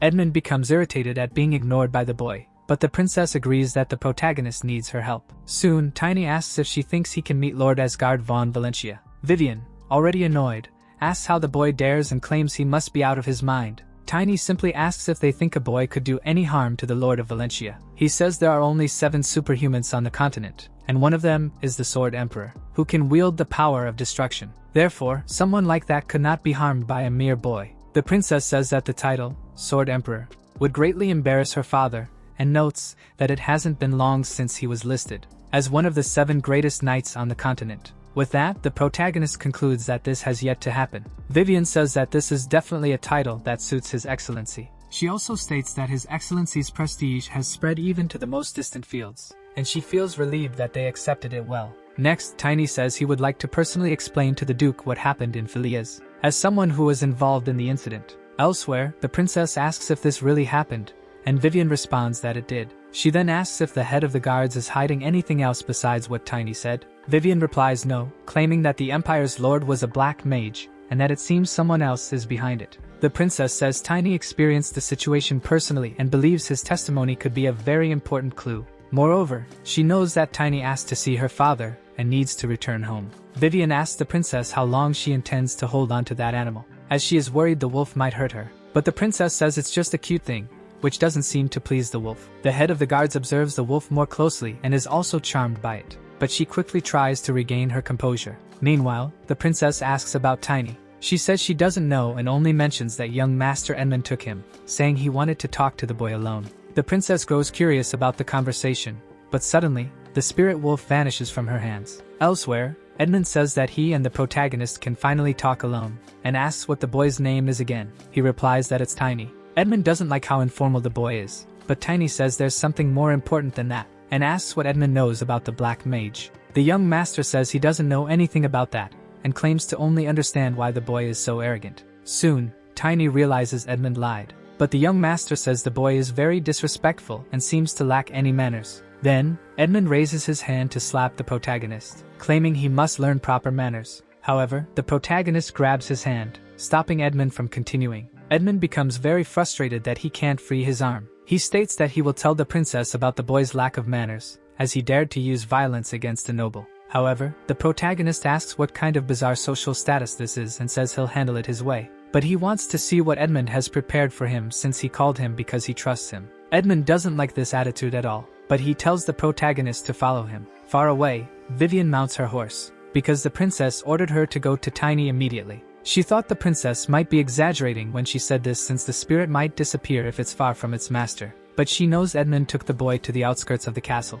She rides off at full speed toward him, hoping it's not too late. As they walk to another place, Edmund leads the protagonist to a large mansion, but Tiny doesn't seem to care about it at all. After entering, a man asks how Edmund got there. He also asks if something happened, as the deadline is still far off, and he wonders why the young master has come for the product. They are the Rufus family, first in the hierarchy, and a bunch of fools. The protagonist dislikes this family, as he faced them before. Edmund, in turn, says he's not there for the product but demands that they educate this insolent commoner. One Rufus hesitates, unsure if he should do it, but Edmund slaps him, asking how he dares to question the orders of the duchy. Then Rufus says he understands. He immediately tells Eric and Tillman to go ahead. However, as soon as these two face the protagonist, they recognize him right away, because they were beaten by him when they tried to rob him. Sarcastically, Tiny greets them, and both of them are instantly terrified. The eldest asks why the two are hesitating. They respond that this is the boy they talked about before and ask Rufus to handle him. The eldest says the boy is unlucky and should have been more careful. Edmund, seeing Rufus, thinks he seems very confident and likes that. The big man, for his part, wants to end this quickly, but he is struck before he can do anything, and with the force of the blow, he is thrown to the other side of the room, falling unconscious on the ground. The protagonist, however, is ready to face the next opponent, but none of the others dare to confront him. So Tiny asks if that's all they've got. Desperate, Edmund goes to Rufus, telling him to get up right now and protect them. Tiny says he can try if he's capable, but he won't let this situation slide. Soon, the two collapse in fear, staying on the ground. Seeing this, the protagonist calls them a pair of cowards. Then, he turns to the others, asking if they want to fight too. The terrified expressions on their faces answer the question. Shortly after, Vivian arrives, worried about Tiny, but upon entering the house, she is faced with something surprising, because the boy had already dealt with all the bullies. Not only that, but she also sees Edmund lying in an embarrassing position, and Tiny wasn't in danger at all. On the contrary, he, in his calm demeanor, asks why she's there. Vivian replies that she's under the princess's orders because she's worried. Then, Tiny hands her a book of bribes, claiming these guys were involved in human trafficking. And with that, he believes that idiot won't be able to deceive anyone else. This makes Vivian wonder what kind of life this boy has had until now. The next day, because of this incident, Edmund was expelled from the duchy. The princess says it seems he had worked with these human trafficking organizations for a long time, and because of this, the Duke's reputation was also severely damaged. She also says that, from now on, relationships will probably become a bit more difficult. Vivian apologizes, but the princess asks if she thinks she did something wrong. But the one who answers is the protagonist, saying that nothing wrong was done. This makes the princess sigh in relief, claiming afterward that she already knew. She states that merits and demerits must be assigned fairly, without regard for one's status. That's what her father always says. Vivian then asks why she's looking at her like that. The princess says she should have at least broken one of Edmund's arms before he passed out. He ended up escaping everything without any punishment. Hearing this makes Tiny think that these two have a very good relationship. The youngest daughter of the famous Sword Emperor and the Genius Knight, a unique combination where, at times, they seem like sisters, and at other times they seem like mother and daughter. After the situation with Chloe changed, they are always together. Tiny thinks it's interesting that someone younger than Chloe acts like an older sister, or even a mother. Then the princess asks what the boy thinks. The protagonist replies that Edmund had more pride in his aristocratic status than anyone else, and no one will ever forget his sins. Vivian exclaims about the things the protagonist says and asks if he's really a child, but the princess is only interested in playing with the lunar wolf. Afterward, she even comments that the wolf's name is too long and decides to call him just Lunar from now on. Tiny asks if she doesn't blame or distrust him. Chloe responds that she has already heard of the dark-haired boy from Phileas. It's said he destroyed the underworld organization and freed all the victims, and since he just did it again, the princess finds it incredible. With this, the protagonist is glad she believed him. However, she tells him to never let it happen again, and says Tiny needs to share such things before acting. 3 days later, they are still traveling, until the carriage comes to a stop. One of the guards says that an elf has asked them to set up camp. So, the princess steps out of the carriage along with the others. The elf introduces herself as Irina, an envoy of the World Tree. After greeting the travelers, she asks if she may join them for a moment. The princess seems pleased with the idea. However, Tiny recognizes the elf as a fifth circle sorceress. Elves, descendants of fairies, are famous for their beauty. Elvenheim, the kingdom of the elves, is located in the far west. For this reason, it has always been difficult to see elves in the Aslan Empire, which is at the center of the continent. Even so, most of the empire's people are friendly toward them. Elves born with elemental abilities are known for being pure, gentle, and peace-loving. And this elf is a large-scale fifth circle black mage. In turn, the princess asks if Irina is crossing the Valentia Duchy to reach the kingdom of Werevist in the north. Irina imagines that it might be inconvenient for the people of the Aslan Empire, since the empire has been in conflict with the kingdom of Werevist for some time. But the princess says that's not the case and states it's just a long journey. The elf says that's exactly the point, as her goal is to travel the world and hear new stories. Chloe mentions that she has heard about this and asks if Irina is undergoing elven training for the elite elf knights. The elf replies that yes, that's exactly it. However, something piques her curiosity. Irina asks if the princess is the owner of the spirit wolf in her arms. She responds that it's a good guess, but says the spirit belongs to the boy, pointing at the protagonist. Irina says she has heard that there are very few humans with elemental powers. Tiny thinks he already knows everything, and never imagined that this person was someone of high rank. Soon, he says he is impressed, as it's the first time he's seen an elf up close. But it's all an act on his part, because the protagonist believes he can't fight her now and will have to wait. However, his performance convinces Vivian and the princess, and he thinks it doesn't suit his demeanor, but he has to keep up the act. Fortunately for him, the elf doesn't know the lunar wolf's abilities, as only the owner knows all of the spirit's capabilities. He also wonders how the elf manages to hide such a high level of magic. Irina, in turn, says that since they're talking, they could do a demonstration of magic.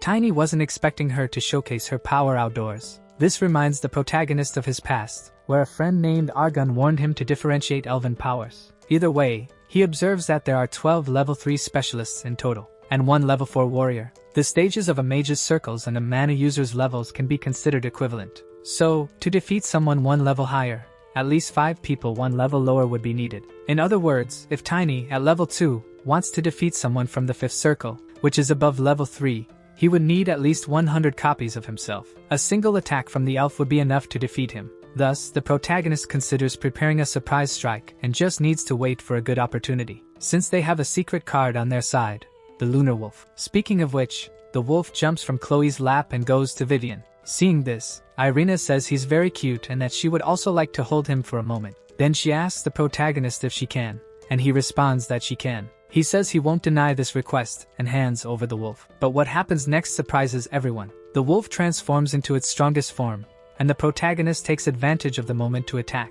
The elf definitely wasn't expecting this. Not only that, but Vivian also attacked her with her sword. Irina ended up using her magic, revealing to everyone that she is a dark mage. After being exposed in front of everyone, the princess thinks it was good to have Tiny's company. Since the protagonist can synchronize with the wolf, he was able to warn the princess that the elf was a dark mage. He also said that Vivian could help. At that moment, Chloe was a bit shocked, but she knew she had to maintain her composure. The protagonist knew this could become an international issue, but he said he hoped the princess would understand. He also explained that, at the rear of Filia's, if they didn't launch a surprise attack at that moment, they would be in danger, and he would risk his life to deal with it. After making the princess aware of his plan, the wolf leaped into Vivian's arms. This allowed the protagonist to alert her as well. With that, the two managed to coordinate their attacks, catching the ill-intentioned elf off guard. However, this didn't last long, as the elf managed to escape soon after. From above, she summoned a magical shield. Vivian shouted for her soldiers to attack together,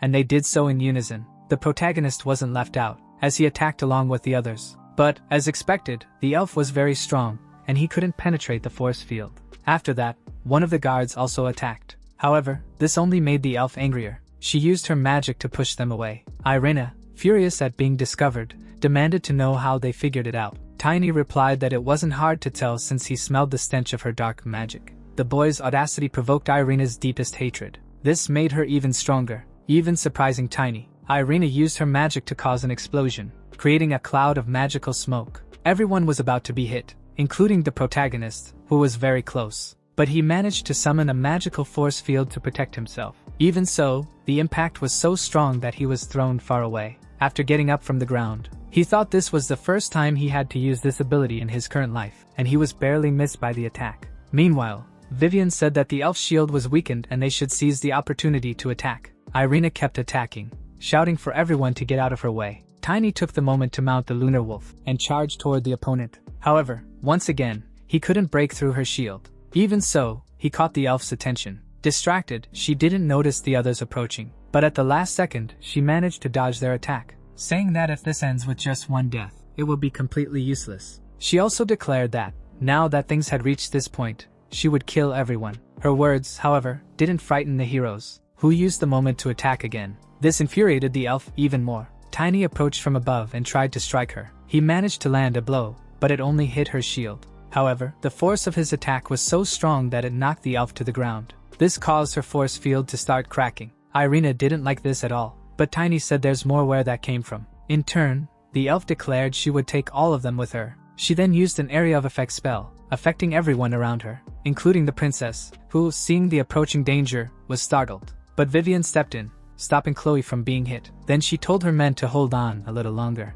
However, looking up, she saw something surprising. It was the protagonist moving like a meteor. Tiny, for his part, thought it was perfect that the flames were completely blocked. And thanks to his improved vision, the iron armor is much better and more useful than in his past life. Now he thinks he must attack with full force to finally defeat the enemy. After striking the elf's force field again, he managed, through the impact, to cause another magical explosion. The impact threw Vivian far away, and Tiny too, though he was saved by the wolf. Even so, he got hurt, but it could have been much worse. His effort, however, wasn't in vain, as Tiny succeeded in destroying the elf's magical shield. Having succeeded, he mounts the wolf again, and charges forward, telling the others to attack as well. Vivian stands up and acts according to the plan. Frustrated and angry, Irina asks how they dare, calling them filthy humans and pushing them back with magic. Vivian notices that the elf still has considerable power, but looking at the protagonist, she sees that it hasn't stopped him from attacking. The protagonist continues advancing toward the opponent,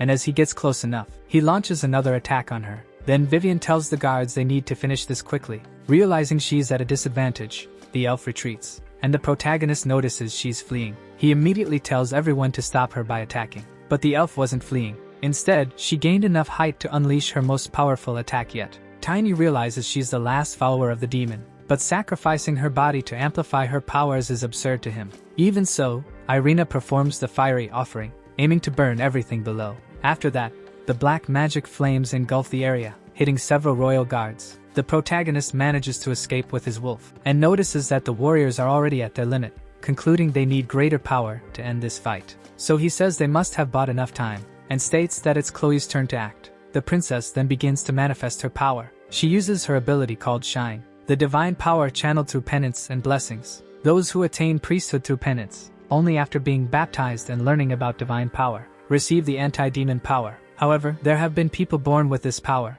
a saint and a warrior said to be sent by God in difficult times, or a being rarely born, someone not born into priesthood, a person called a cleric. Chloe is one of these people, and by using her power to combat black magic, she surprises even her bodyguards. The protagonist knows she kept this ability hidden from everyone around her out of fear of being summoned by the priests. Chloe is the most powerful cleric Tiny has ever seen. He even thought the princess was still weak. But this is already enough. Not even the elf expected this. She hadn't prepared a defense for it, and was soon pulverized by the princess's light magic, because Chloe poured all her strength into this attack. Lying on the ground, Irina can't believe this happened, especially because she can't believe she would need help from beings she considers inferior. However, tired of hearing her talk, the protagonist strikes the elf on the head. Then he says everyone is still in shock, so he'll finish the job. But the princess stops him, saying the elf cannot die yet. Tiny asks why not, and Chloe says the elf must be interrogated, because even as a cleric, the princess didn't sense the elf's dark magic and needs to understand why.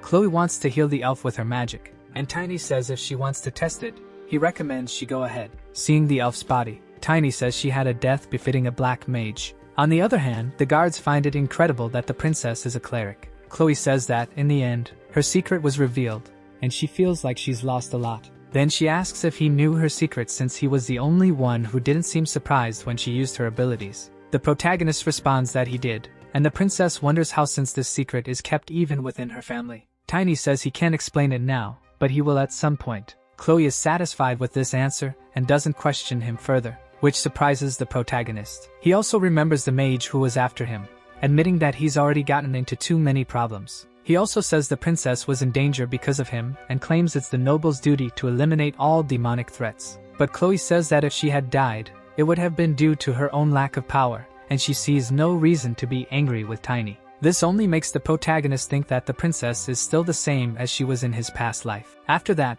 the princess notices that the boy was worried about her and finds it endearing. Vivian notices this and asks if the protagonist hates being called a child. He says no, but in his thoughts, he knows he's older than he looks. However, Vivian says that children at his age hate being called a child. And this shows that the protagonist, like other children, has a normal side. Tiny insists that this has nothing to do with anything. Chloe feels her obligations as a princess, thinking she must report what happened to her father as soon as possible. She concludes that she will send a report as soon as they reach the nearest city. Sometime later, they arrive at the main gate of the city of Taiban. Seeing the reception, the protagonist thinks to himself that he knew the Sword Emperor takes good care of his daughter, but this is a bit much. Not only does he think this, but Chloe also does, blushing with embarrassment. The people around are also impressed, as a fleet of blue-winged knights presents itself to welcome the princess. Seeing this, Tiny thinks the Valencia elite is quite over the top. All these knights are at least specialists, and belong to the most powerful group in the empire. After this, Garen Clemen, vice-captain of the Blue-Winged Knights, leading a force of 103 knights, introduces himself to the princess with greetings. The princess says he and the other knights have done a great job and tells them to rise. Garen expresses his happiness to see that the princess is safe and says that His Excellency was very worried. Chloe, however, says she is sure she wrote in her report that she was safe, claiming that it's a bit of an exaggeration for them to appear here. Garen asks if she didn't face an attack by a dark mage and says that if there weren't an emergency at the moment, her father would have come to meet her personally. The princess asks what emergency this is. The vice captain explains that about a month and a half ago, the Tempest family's relic suddenly disappeared, something that shocks Chloe. Tiny also becomes concerned about this. He asks if this relic is an artifact, but Chloe isn't sure. This grabs the protagonist's attention even more. She explains that this is a secret only passed down to the head of the family. She adds that no one else knows, and she can only suppose it might be a powerful artifact. Then Tiny says he knows why the relic disappeared. Everyone present is shocked to hear this, but the protagonist simply asks to meet His Excellency, saying he will tell them everything he knows. After that, the Blue Wing Knights escort the princess and her group back home. Meanwhile, the vice captain reflects on what the protagonist said and asks one of the princess's personal guards about him.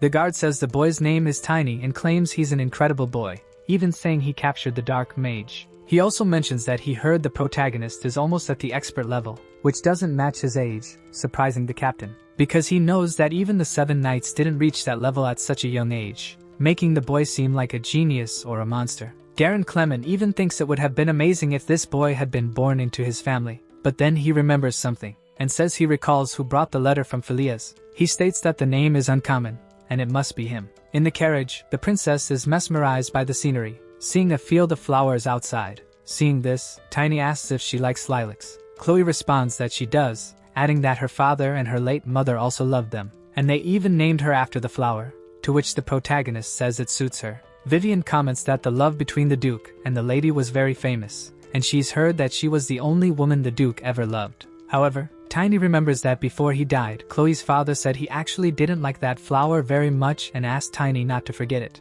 Now, the protagonist knows that, without a doubt, the Sword Emperor would want to keep this a secret. He also knows that the Emperor likely won't remember his past life, but the Emperor told the protagonist to find him immediately, so there must be a way. Tiny thinks he must meet the Sword Emperor to define his path and find a way to become a great knight. For the protagonist, his level is the priority right now. If he doesn't reach at least commander level, it won't help him at all, because in this life, he wants to destroy those who stood in his way in the past. At the mansion of the Duke of Valencia, one of the largest in the Aslan Empire, the guards celebrate their return home. The princess asks the protagonist if he has been to Valencia before. Tiny responds that this is his first time. Chloe doesn't quite understand what he means, but then both are startled, because the princess's father shouts with joy upon seeing her again. Right away, the protagonist recognizes him. However, he didn't expect to see such a formidable warrior acting like a doting father. The old man doesn't care about that, as he's just happy to see his daughter. On the other hand, Chloe is dying of embarrassment.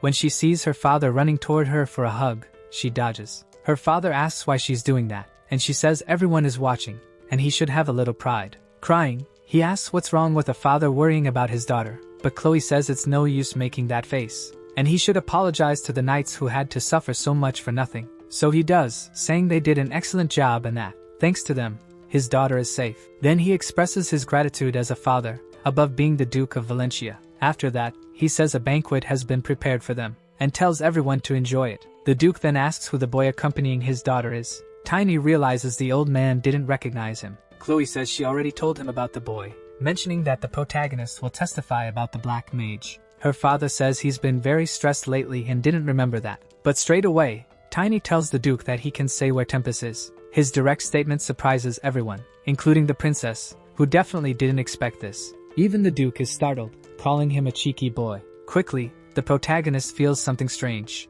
as he's under the effect of soul pressure, but he thinks the Sword Emperor still has much to learn before finally reaching the level of previous proficiency. Among the 7 knights, Astaina has the highest proficiency, and Jarek is another who could have achieved that level. In his thoughts, the protagonist concludes he can suppress all of this with the power he accumulated in his previous life. After that, he asks the Duke if they can talk about this right there, outside. Such boldness shocks the Duke, but the princess tells her father that the protagonist is still just a child and doesn't know what he's saying. However, her father replies that someone who knows nothing wouldn't act like this, and states that he needs to speak with this boy. Later, in a more appropriate place, the Duke wants to know more about what the protagonist mentioned. Tiny says he has a hunch about where Tempest might be. The Duke says he's curious about this hunch. Tempest is one of the few ancient words the protagonist knows. It means time or opportunity. He says that if this artifact has been missing for a month, perhaps its power is time reversal. Hearing this piques the Duke's curiosity even more. The protagonist says it all began with a catastrophe that would only occur 20 years later. He then tells his entire story,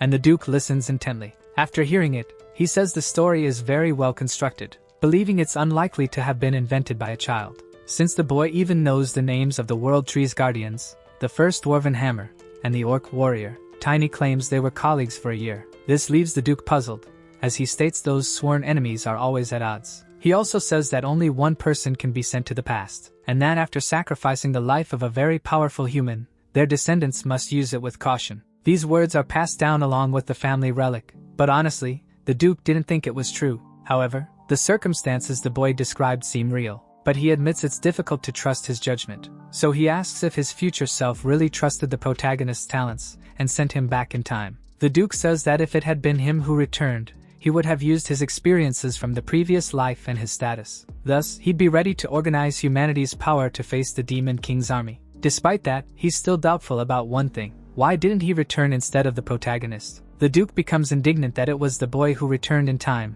not him, and asks why this happened. Tiny says only the Duke's future self can answer, as before sending him back, the Duke said something about saving his talent. That's when the protagonist realized the Duke had gone mad. The Duke understands and imagines that his future self didn't know where he was sending the protagonist. Tiny is surprised to have been sent back by someone who didn't know where he would end up. Since he had never used the item, the Duke says he couldn't know, but instead, he simply conveys these words. He says the protagonist should return to where his soul was most troubled. Looking at Tiny's current state, the Duke believes the boy has returned to the moment when he found his determination, and so his future self must have foreseen this as well. Now the protagonist understands the reason he returned to the day his sister died. After this, the Duke asks if he thinks his future self made any mistake. Tiny replies that he doesn't believe so. He states that the Sword Emperor isn't to blame, and he's already happy that he can see his sister once again. Then the Duke says they have one more thing to confirm. He mentions that if his future self told the protagonist to find him, there must be some form of confirmation prepared. The protagonist recalls that the Emperor said his daughter's baptismal name is Lilac. She received this name because it was his wife's favorite flower, but the Duke says that information is already well known. However, Tiny reveals that, in truth, he doesn't like that flower very much. That would be the confirmation his future self passed on. Upon hearing this, the Duke lets out a loud laugh. He says that's absolutely something he would say, remarking that telling the person he sent back words he could never say to anyone else is exactly like him, since he'd never want anyone to know about it. Now he knows it's all true and isn't sure whether to laugh or cry about it. The Duke realizes that only this would make the disappearance of the relic make sense, as it was always in his room, in his hands. Tiny feels relieved that the Duke believed his story. However, the Duke then says there's still one thing to verify. He orders that Knight Royer be summoned. Afterward, Tiny asks what he's doing. The Duke explains that while he believes in Tiny's regression, he's not sure he can fully trust him, because the protagonist claimed to be Tiny, one of the 10 Knights of the future, and he wants the boy to prove it's true, confirming that his abilities were recognized by his future self. Later, outside the palace, Tiny starts to think it's a bit unfair since the Emperor told him to seek him out, but now his current self wants to test his abilities. So the protagonist decides to use this chance to tease the Duke and asks if he's never wondered what his future might look like. The Duke replies that he has, many times. Tiny then asks if he wouldn't like to know a bit about the duchy's future, but the Duke responds that he doesn't need to know. He states that everything he's curious about involves the foreboding of a disaster, and tells the protagonist never to say otherwise, either to him nor to others, because people evolve through their mistakes and failures. The Duke asserts that he is proud to have taught his children the right way, ensuring they wouldn't crumble in moments of frustration, and he doesn't want the protagonist to disrupt his children's opportunities to grow. Even so, Tiny insists that he knows a little about the princess's situation, but he asks how someone like him, who struggled so much because of his body, could get close to the Duke's family. The Duke is taken aback by this, and asks if the protagonist truly has no idea what might happen in the future. Tiny replies that he only knows the aristocracy turned into chaos. With this, the Duke asks if that's all he knows. Tiny responds by asking what else he wants to know. Referring to Tiny, the Duke says he is the only allied force from the future and asks if he doesn't think the Duke needs to know what happened in the meantime. But the boy's lack of information drives him mad, so the Duke tugs on Tiny's ear, telling him he'd better remember quickly, or he'll be beaten to death. He also says the pain in his ear will serve as motivation. Later that night, in another location, the Duke, reading a document, wonders why it remains so empty. He also discovers that there are more than 10 disasters and wonders what they are and why the protagonist is so careless. Except for a few, Tiny learned about most disasters through rumors or from some of his comrades. In a serious tone, the Duke asks if he has any useful information. This makes Tiny think he needs to grow quickly, at least before they were on equal footing. The Duke says the only useful information the boy has is about a holy warrior who is mentioned in the oracle. The name would be Cromwell, and he was 20 years old, so the Duke says he needs to find him to train him. However, regarding this last piece of information, Tiny highlights an important detail, that the warrior was 20 years old in the future. But now, he hasn't even been born yet. The Duke becomes desperate, asking why the protagonist is doing this to him, and wondering if it's his future self's fault, or if he should simply kill this boy who isn't helping him at all. But then, his servant appears, saying that he has already summoned Royd. The Duke, however, instructs him to bring Drexler instead of Royd and to tell him that there's someone deserving of punishment. After this, Drexler Ainen arrives. He is the vice captain of the Blue Wing Knights, a level 5 superior rank. Drexler is extremely excited to have been summoned by the Lord. The Duke greets him formally, and says he needs him to test the boy to see if he's worthy of his trust. This surprises Drexler, as he wasn't expecting to have to fight a child.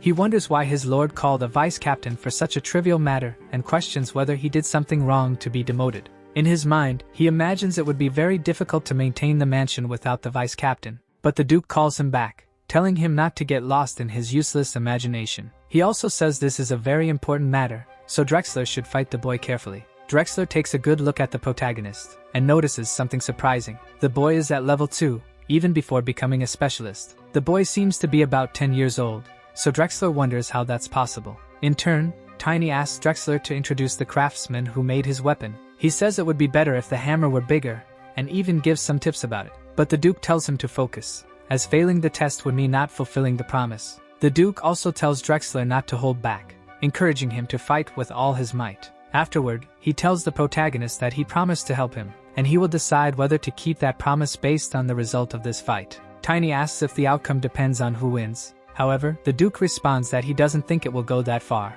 He also says that if Tiny manages to land a single hit on the vice captain, he will pretend the boy won the duel. That's enough to get Tiny excited. Drexler then prepares his weapon, and the protagonist does the same. The two face each other, making the Duke realize that the boy has a unique way of handling mana, because he created a very clear vision, undoubtedly marking him as a genius. But he suspects that's not all, because if he had the experiences of the future, he himself could become a specialist far beyond common limits. Even so, it was this child who returned in time, and the Duke imagines there must be some reason beyond his talents to warrant such attention in the future. Then, he orders the two to fight with all their strength. In turn, Tiny summons his spirit wolf, saying that if his opponent doesn't attack, he will. Mounted on the wolf, the protagonist charges forward. Drexler is impressed that the boy has a spirit, but claims it doesn't matter, because he shows no fear in this situation. However, as he attacks, the protagonist dodges, something Drexler wasn't expecting. Tiny takes advantage of the chance, and tries to land a hit on his opponent. He manages to strike a blow on Drexler's armor.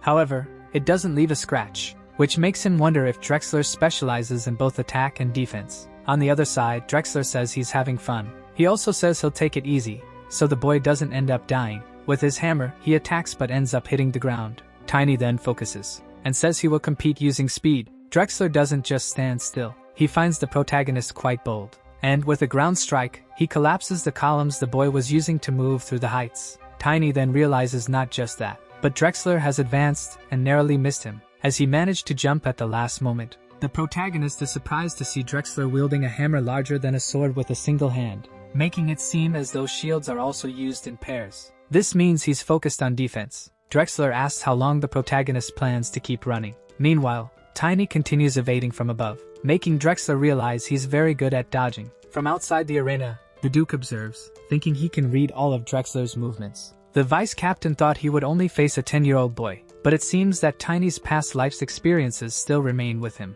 To the Duke, Tiny is certainly impressive, but he believes it's not enough and wants to see everything the boy has to offer. So he asks Drexler how long he plans to drag this out. This angers the vice captain even more, and it gives him the motivation he needed. Soon, with all his strength, he attacks the protagonist with his strongest skill. The skill, which the Duke himself recognizes as a soul weapon, surprises him. He thinks it was unnecessary and knows he must stop him. Tiny, in turn, doesn't seem worried, because he faces the opponent head-on, making the Duke think the boy must be crazy. The clash between the two ends in a huge explosion in the air. With the impact of the explosion, the protagonist falls at great speed. The Duke then calls him an idiot, and Drexler apologizes for the excessive force. The Duke says he wanted to see the protagonist's talent, not his courage. But with a smile on his face, Tiny says he won. The Duke doesn't quite understand what he's saying. However, when he looks at Drexler, he notices a wound on his face. When the protagonist advanced in the fight, before being hit by his opponent, he threw his weapon toward him,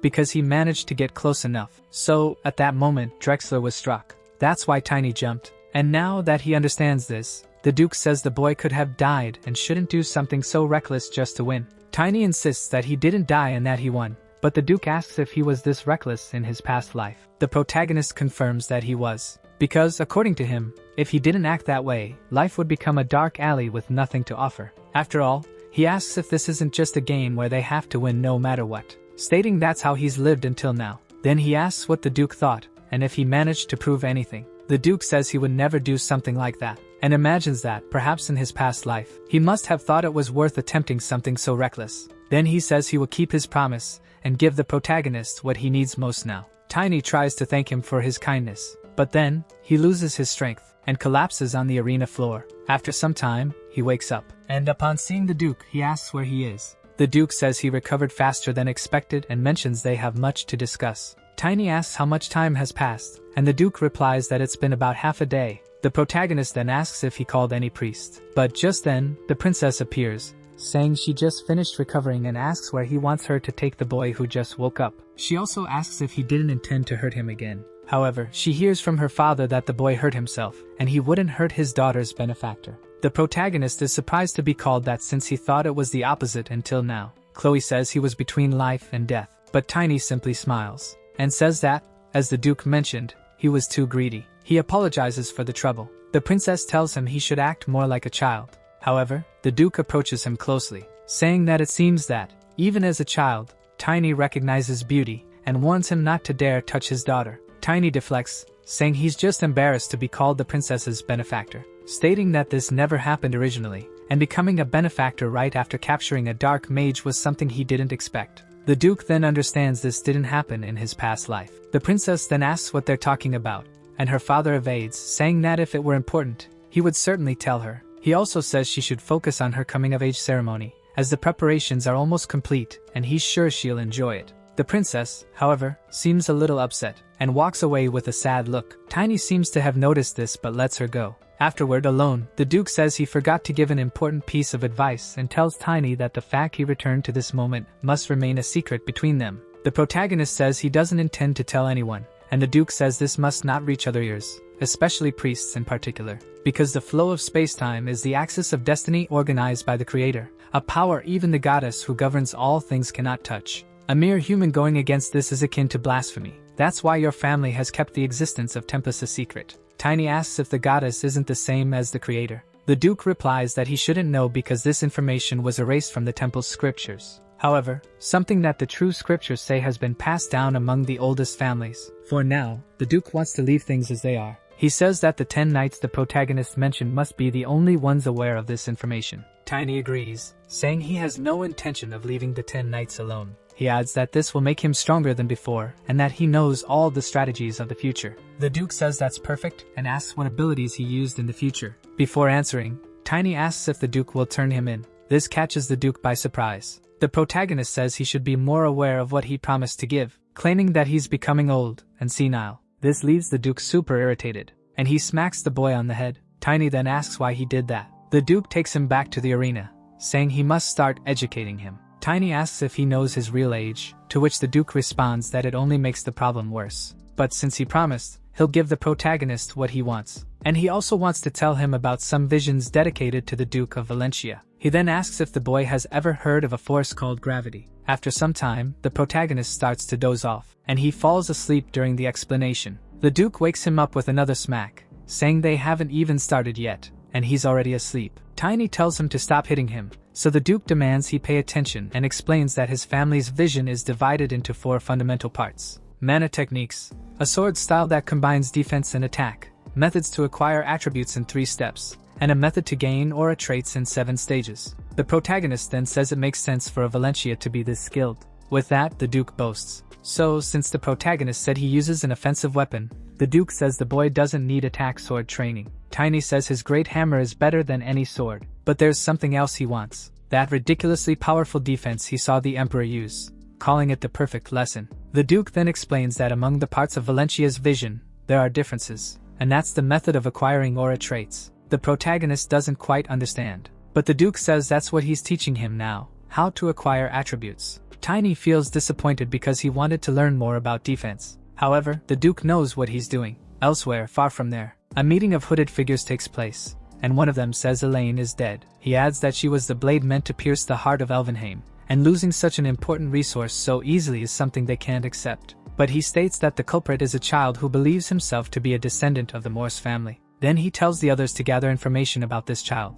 but they must ensure the Empire knows nothing. The others agree with this decision. Before concluding, the leader says they must remember that, for now, Curran's mission is the most important. Back to the protagonist, he's all battered but has learned that, to acquire attributes, he first needs certain traits. Next, he says he already possesses all the attributes convenient for him, and asks if the third stage will cause an explosion like in his previous life. The Duke replies that he already checked when his body collapsed after that fight, and he states that, even with a child's body, Tiny was heavier than most knights. Therefore, his body is shaped by the vision. Tiny isn't sure about that, but the Duke tells him to think carefully and asks if he didn't use armor in his previous life. With that, the protagonist remembers he did use very heavy armor. The Duke then says that the heavier the body, the heavier the armor. In other words, the greater the energy absorbed, the slower the movements, and he asks if Tiny knows why. Then he states that it's because of something some sorcerers call gravity. If he masters this attribute, the heavier his body becomes, and the more energy his body holds, the faster and stronger he will become.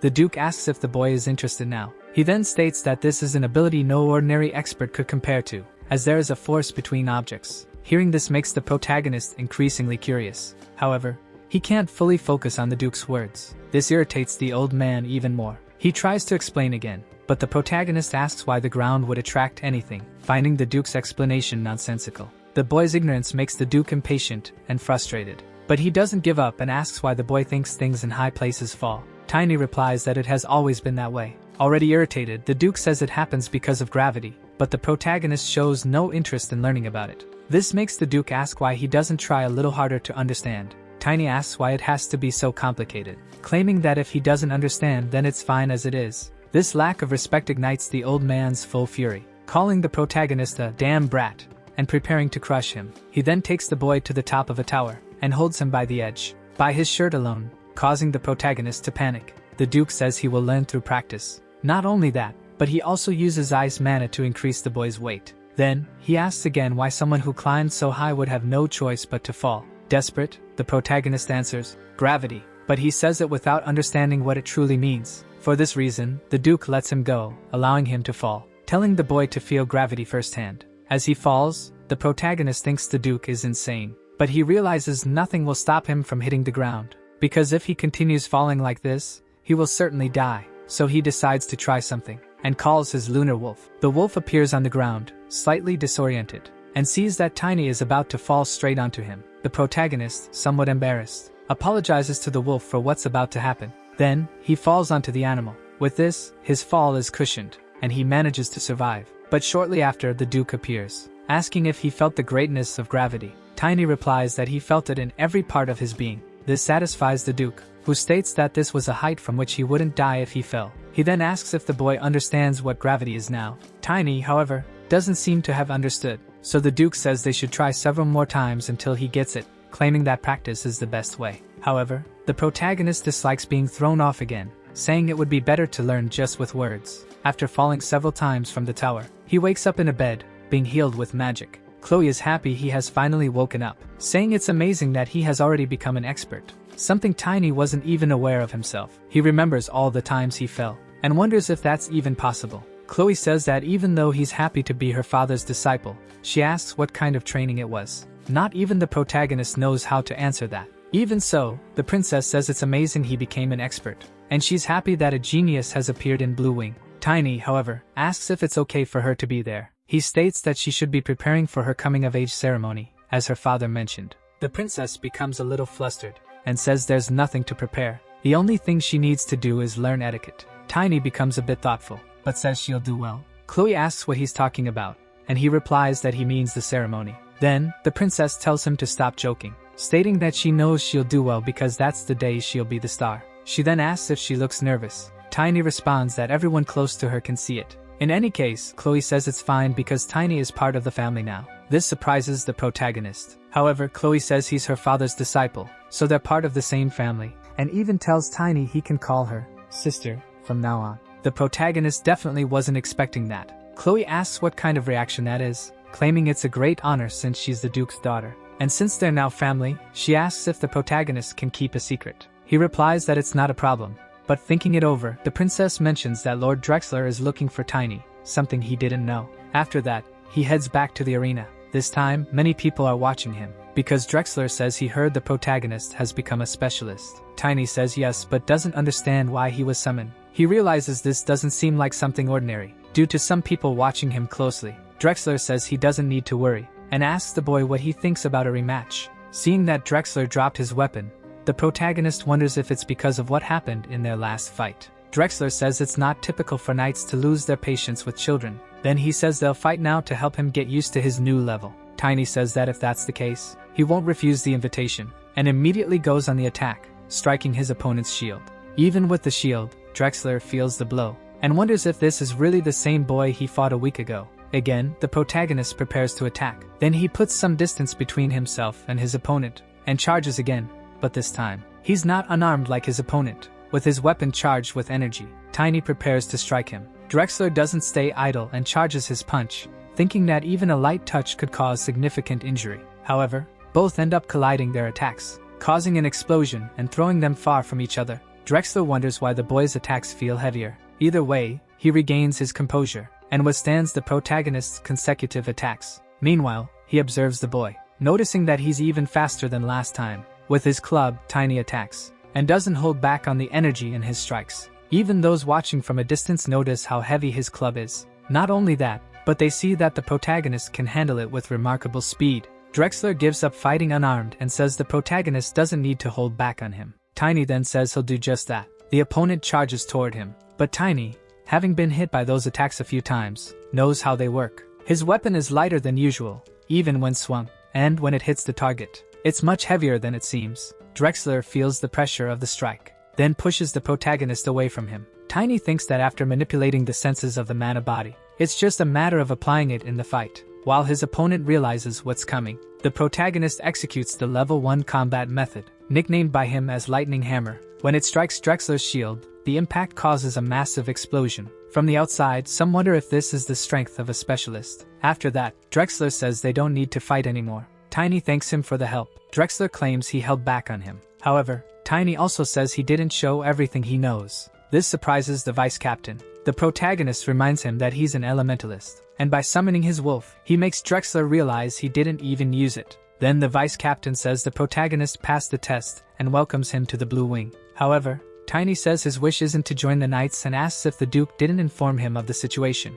Drexler didn't expect to hear that, and is surprised the boy doesn't want to be a knight. Later in the Duke's office, he tells the protagonist that he forgot to inform the Blue Wing, and says that if the protagonist plans to travel the continent, it's better not to belong to any family. Either way, he says he did an excellent job, and exceeded his expectations, but Tiny knows what he had to go through and doesn't like it at all. In any case, the Duke says they're almost ready to face the first catastrophe. Tiny asks what's missing. The Duke replies that they still need to create a Warhammer artifact for the protagonist to use. An artifact infused with nearly permanent magical power. Its value can vary greatly, but it would take at least a few years' salary of a knight to buy something like that. Then the protagonist asks if it wouldn't take too long to produce one. The Duke replies that one has been in progress for a few months. It was a secret because it was originally meant to be a gift for Drexler's loyalty and service. After that, the protagonist goes to Valentia's best forge, called Rendel's Hammer. He then requests an adjustment, but Rendel, the dwarf craftsman, finds it odd that a boy would ask for something like that. He states that he would rather cancel the contract and pay the penalty than have his work treated as if it were a children's toy.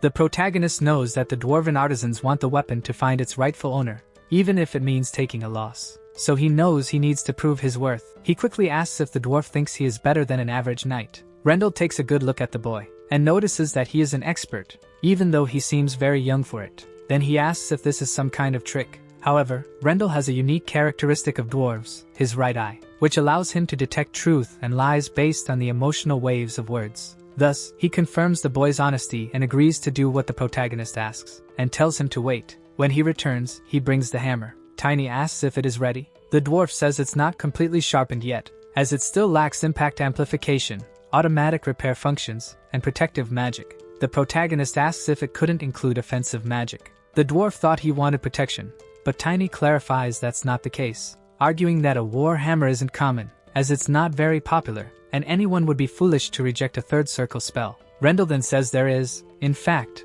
only one other war hammer, describing it as made of compressed black steel and covered with weight amplification runes. However, he explains that it ended up being too heavy, so he abandoned the project. But Tiny says he really likes the sound of it, and asks about its other specifications. The dwarf explains the other features, and the protagonist becomes eager to see the hammer. Due to his insistence, Rendell takes the boy to the weapon, and upon seeing the hammer, Tiny's eyes light up. However, Rendell says it's not as grand as it looks because the hammer weighs over 100 kilograms. But before he knows it, the boy already has the hammer in his hands. Even realizing the weapon is heavy, Tiny can still wield it. He even strikes the ground with it, alarming the dwarf, as it could have collapsed the house. The dwarf notices that the boy has fallen in love with the hammer. In turn, the protagonist says the hammer is a bit small but resembles the nocturne he used in his previous life. Tiny then asks if the dwarf could help him with the dagger so he can still use it as he grows. Rendell says he doesn't even need to ask. The protagonist then tells him to charge the Duke double but asks what the war hammer is called. Rendell replies that its name is Stamp. Upon seeing the hammer, the Count is surprised that something like this exists, and thinks it's great that Drexler will get his own too. Tiny says it will take about 2 weeks to make the necessary adjustments, and he needs to train in the meantime. He states that he is still far from becoming invincible. Upon hearing this, the Count asks where that idea came from. The protagonist explains that he learned some Eastern languages because of his appearance, and mentions that he's often told he looks like a demon. The Duke says the boy is very amusing and made a good choice. He also tells him to use more of those Eastern languages, as sometimes he comes off as a bit dim. After that, the Duke says that since Tiny has to wait 2 weeks, he will participate in Chloe's coming-of-age ceremony. Tiny asks if he will make that announcement. The Duke says it's about a connection with the Imperial family, and asks how Chloe could refuse an engagement with the Crown Prince. As he mentioned before, the Crown Prince died on his wedding day. Thus, the protagonist asks if the Duke will go ahead with it, knowing this. By next summer, all direct members of the Imperial family of Aslan will die, marking the second catastrophe. As a result, the Empire, once considered the strongest human nation, will suffer from internal conflicts, and the nation's power will fragment. The princess will become a widow and the sole survivor of the Imperial family, earning the title of the Heiress Princess of Misfortune. Now knowing all this, the Duke says the protagonist doesn't need to worry, as he will take care of everything. Tiny says that all he knows is that there were rumors the second prince was responsible, but he also died. He recalls Chloe telling him to call her sister, and begins to worry about her. He states that even her father couldn't figure out what happened in the previous life, as everything was shrouded in uncertainty. The Duke says his daughter is brilliant, being someone whose personality shines brighter than her appearance, yet people still fail to see it. However, the protagonist says that later, the entire world will see it. After all, even if the Duke helped her, it was she who managed to rebuild the ruined empire. Nevertheless, she didn't seem happy. Then the Duke says that, for his daughter and for the entire world, he will choose the best path, claiming that he can prevent all of this from happening precisely because he is Esgard von Valentia.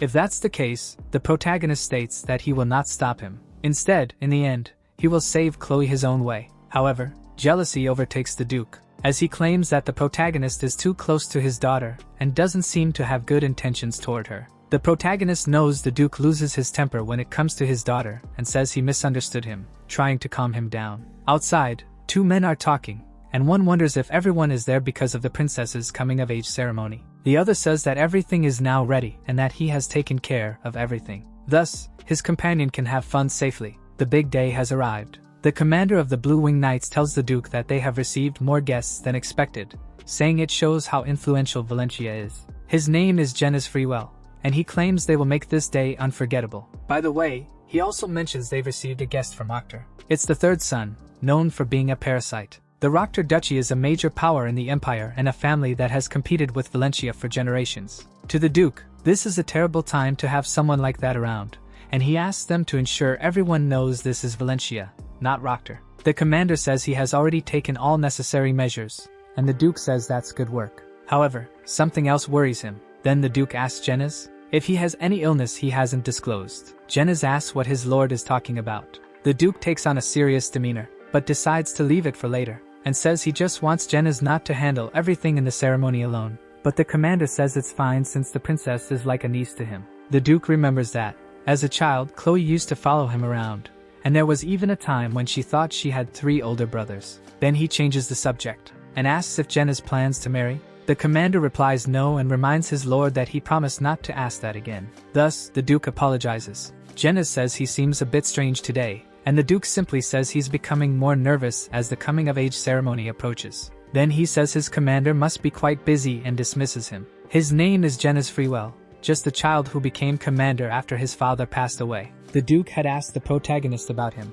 but Tiny didn't recognize him or have any information about him. This makes the Duke wonder if Jeniz won't be by his side in the future. Moreover, it won't be because of a chronic illness or a marriage. However, Jeniz is a level 6 mana user and won't die in any ordinary battle. It will probably be because of the second catastrophe. At least that's what the Duke thinks. Back to the protagonist, he is training, and remembers talking about Jeniz. Thinking that the Sword Emperor's theory makes sense, there's a high probability something will happen on Chloe's wedding day. Perhaps more than one person is involved in it. Then, the princess appears alongside Vivian. Tiny asks if it's okay for her to be there since many guests are arriving, and he also asks if it's against etiquette for her to talk to him. Vivian even tried to warn her, but Chloe says it's boring being stuck in her room, and says that when she's with Tiny, she can hear interesting stories and even see the lunar wolf. The protagonist then offers her the wolf to borrow for a while, and the princess says that with the wolf by her side, she'll be able to endure much more. Suddenly, someone appears, calling her the Angel of Valencia and saying she is truly beautiful.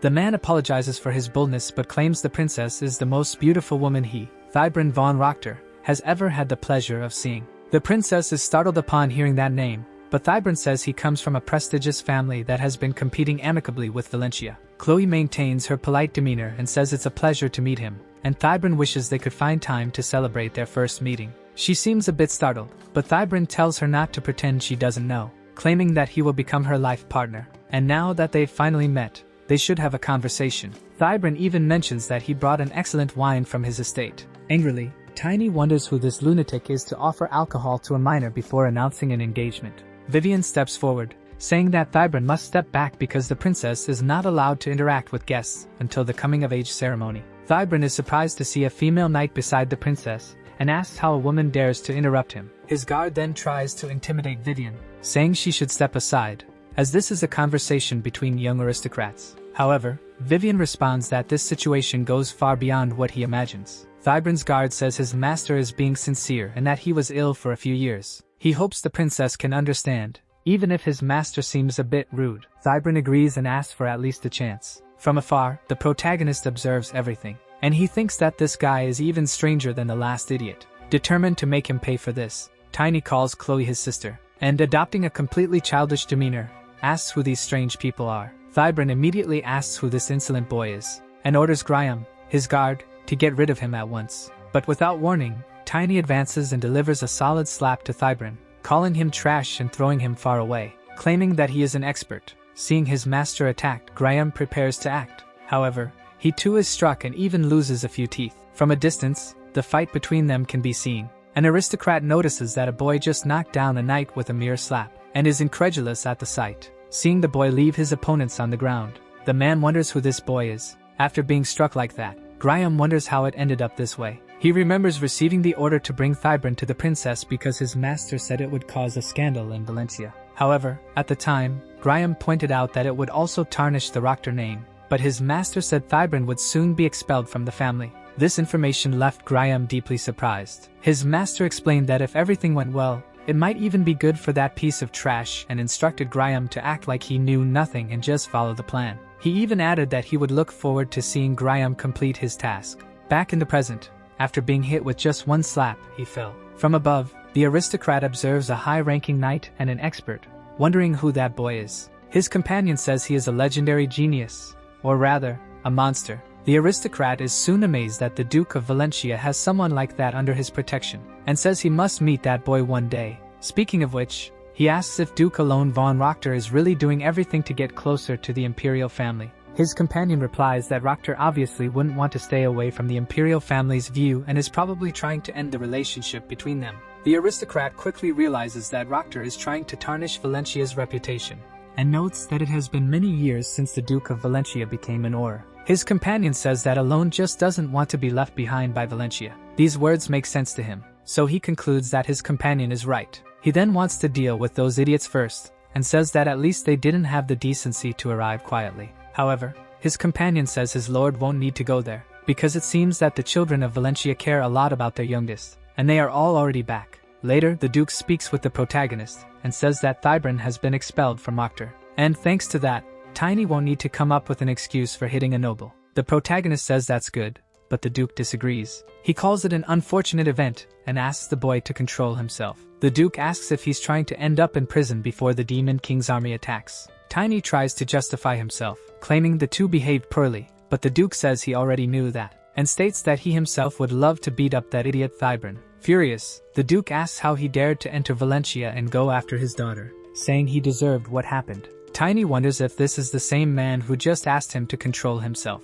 Outside the room, he sees two men approaching. They run down the hallway, shouting how dare that bastard touch Chloe, saying he deserves to be taught a lesson. The protagonist thinks he has seen them somewhere before. However, one of them ends up bumping into the boy, and immediately falls to the ground. The other one is surprised by this, because he sees a specialist being pushed by a child.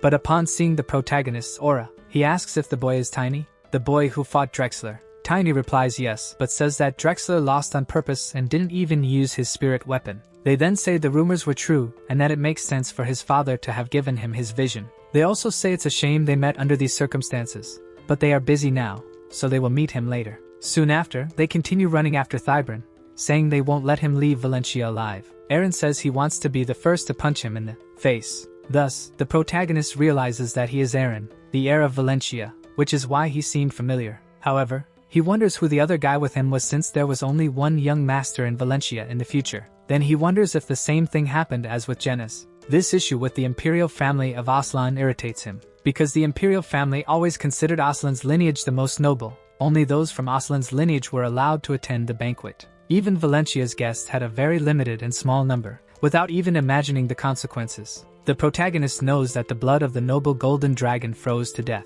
but then his thoughts are interrupted, because the aristocrat from earlier appears and says it's always good to check the surroundings for the slightest noise. Tiny asks who he is, and sees that his face is fake, created by magic. The noble says he hasn't introduced himself yet, and says he is Baron Redley von Narsa, a guest at the princess's coming-of-age ceremony. He also says he heard rumors that Tiny defeated a knight, and wanted to meet him, so he asks if the boy is from Valencia. In turn, Tiny replies no and says the Duke is just looking after him for a while. Redley says the Duke of Valencia really has a good eye. Seriously, Tiny says this is Valencia, and the Baron should be careful about what he says regarding the Duke. Baron Redley says he deserved that and asks if they are even now, making the protagonist question his age. Redley says that if they are even giving each other advice, he thinks they can already be considered friends, and he asks if he can treat Tiny to dinner to celebrate their friendship. He tells the boy not to refuse, claiming that if he agrees, the two will have fun and build a loyal friendship. Tiny thinks he should just beat him up and uncover his true identity, but he remembers that the Duke told him to control himself and stay calm.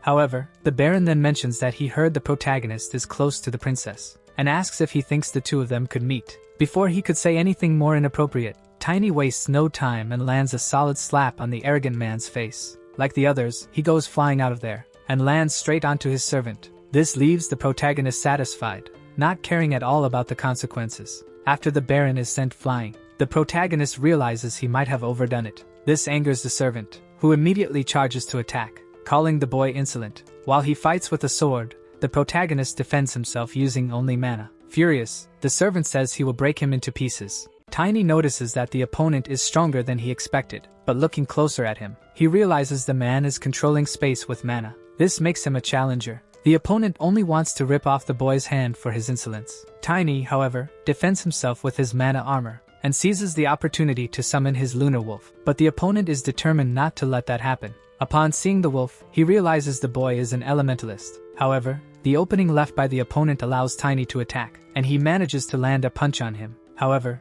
he is surprised after that, because the opponent stopped the punch with just his forehead and didn't even budge. Then the man grabs the boy, and throws him far away. As he falls, Tiny manages to land without injuring himself. But soon he realizes the opponent is approaching, ready to attack again. Then he turns to his wolf for help, while shielding himself with mana. Even so, he is struck. However, he manages to soften the blow. His opponent comments on his resilience, and declares he won't hold back anymore. With his sword, he moves to attack, but receives the order to stop. The Baron rises from the ground, claiming that the fault was his and not the boy's. After that, Tiny encounters Genis, who says he thought it would be good to meet him but didn't expect it to happen like this. Tiny apologizes, and Genis comments that he did seem a bit suspicious. The Baron, who is also present, asks for forgiveness. Genis says he'll let it slide this time. However, he warns him to keep one thing in mind, stating that Valencia is not such a forgiving place. He also tells Tiny that the person with the magical disguise has permission for it,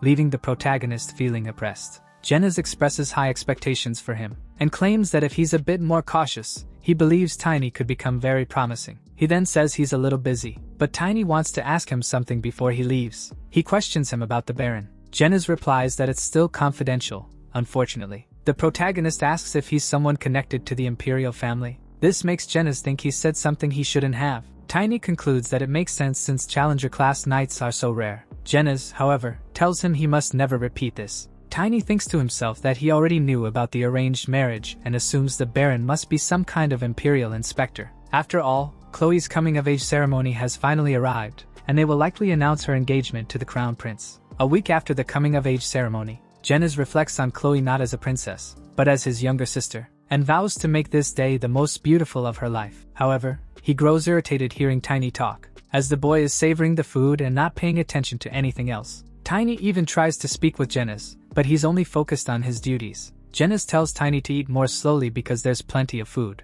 Tiny tries to respond, but his mouth is full. Genis then tells him to stop eating before he breaks his jaws. The protagonist is startled by this, but Genis just thinks he's a growing boy lacking discipline. Soon after, the Baron approaches again, and asks if Tiny has time to speak with him instead of the busy Lord Genis. Tiny is surprised that the inspector showed up at the party, and admits he was a bit rude last time. He thanks him for his generosity in forgiving him. The Baron replies that it was his fault for asking the impossible and admires Tiny's defensive reaction at the time. He also says that if he's rude again, Tiny has permission to hit him because no one would dare retaliate. Feeling a little awkward, the protagonist wonders if this guy is some kind of masochist. After that, the Master of Ceremonies announces the star of the event, Princess Chloe von Valencia, who enters alongside her family. Her father accompanies her, along with her siblings, and the princess's charming smile lights up the room. Upon seeing this, the Baron is awestruck, remarking on how beautiful she is. Tiny doesn't like this at all and doesn't want to let it slide unnoticed. As the princess approaches, the guests call her the Angel of Valencia, due to her captivating beauty. Chloe, however, feels uneasy, and wonders if everything will change after today. Among the crowd is the protagonist, who is concerned about the princess, remembering her saying she considers him her brother. He then summons his lunar wolf, wishing her happiness in her new life. The wolf approaches the princess, brightening her day. The Duke and others are surprised by its appearance, except for the princess, who is enjoying herself, and trying to keep the wolf calm in her lap. Her father feels relieved that it isn't a threat. But suddenly, the wolf begins to transform, and shifts from its small form, growing larger and assuming its adult persona. Even so, it remains by her side. Seeing a spirit next to the princess, some guests think she's no different from a goddess. Even the Baron is impressed upon seeing the spirit's true form, and thanks the protagonist for the beautiful distraction. Tiny wonders why this guy is thanking him, finding it all too strange. Back at the ceremony, the Duke once again thanks Chloe for growing up healthy. He also says that if her mother were there to see her today, she would be very happy. The father's words to his daughter move many of the guests. However, not everyone seems to know the Duke's story, as one of them appears confused about it. In any case, the ceremony continues. The Duke places a necklace on his daughter, and all the guests are dazzled. The Master of Ceremonies announces that now comes the highlight of the evening and says it's time to present the princess's fiancé. The Duke then declares that his daughter's fiancé is this person, pointing to the hall, but not to someone physically present. Instead, it's a magical projection, displaying the fiancé for everyone to see. His name is Bradley Van Azren, and he says he's very happy to receive the Angel of Valencia as his companion, but he regrets not being able to attend this wonderful day in person. Vivian, who is present, is impressed because this young man is the heir to the throne. Meanwhile, the protagonist remembers that in his past life, Bradley died for nothing. The Baron says it's his turn, but the protagonist grabs him and asks where he's going, stating that it's not time to leave yet. The Baron says he knows about his concern for the princess. However, he insists the protagonist need not worry about him, and tells him to read his name, Narsa, backward. The protagonist quickly realizes that he is Ezrin. Then Bradley reveals his true identity and bids farewell to the boy. Tiny now understands who he was all along.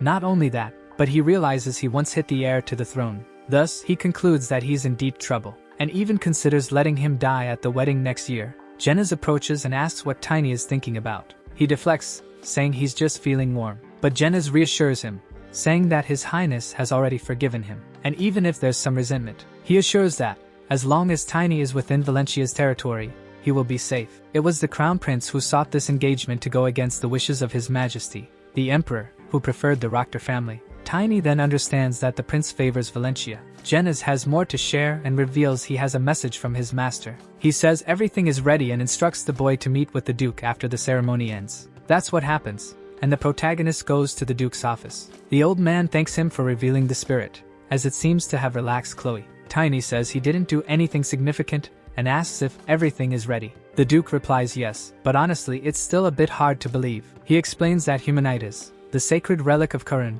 has disappeared, and Orthus, the capital, was destroyed by the great demon Kraken's attack. Then he asks how it could possibly be Kraken, of all demons. Tiny says he needs to find out. The Duke says the agreement is over, and he can stop by the blacksmith to pick up his weapon. The next day, the blacksmith explains that he enhanced the weight and impact, added self-repair, and optimized the mana waves for him. Thinking about it, he says these specifications are quite unusual and asks what the protagonist intends to do. Tiny simply takes the hammer and asks if he can test it. The dwarf tells him to try hitting something with it. So the protagonist gets excited and says the weight is perfect. The story then cuts to a battle, where, with just one strike, he manages to defeat his enemy. He then says the hammer turned out better than expected, and thinks he needs to thank Master Rendell for the excellent work. After that, the lunar wolf signals something, and rushes into the forest. Tiny asks if it wants a moonlit race. He even remarks that the lunar wolf is in its best condition. For Tiny, this is perfect because they can reach their destination in a week since they are heading to the port of Anaxon.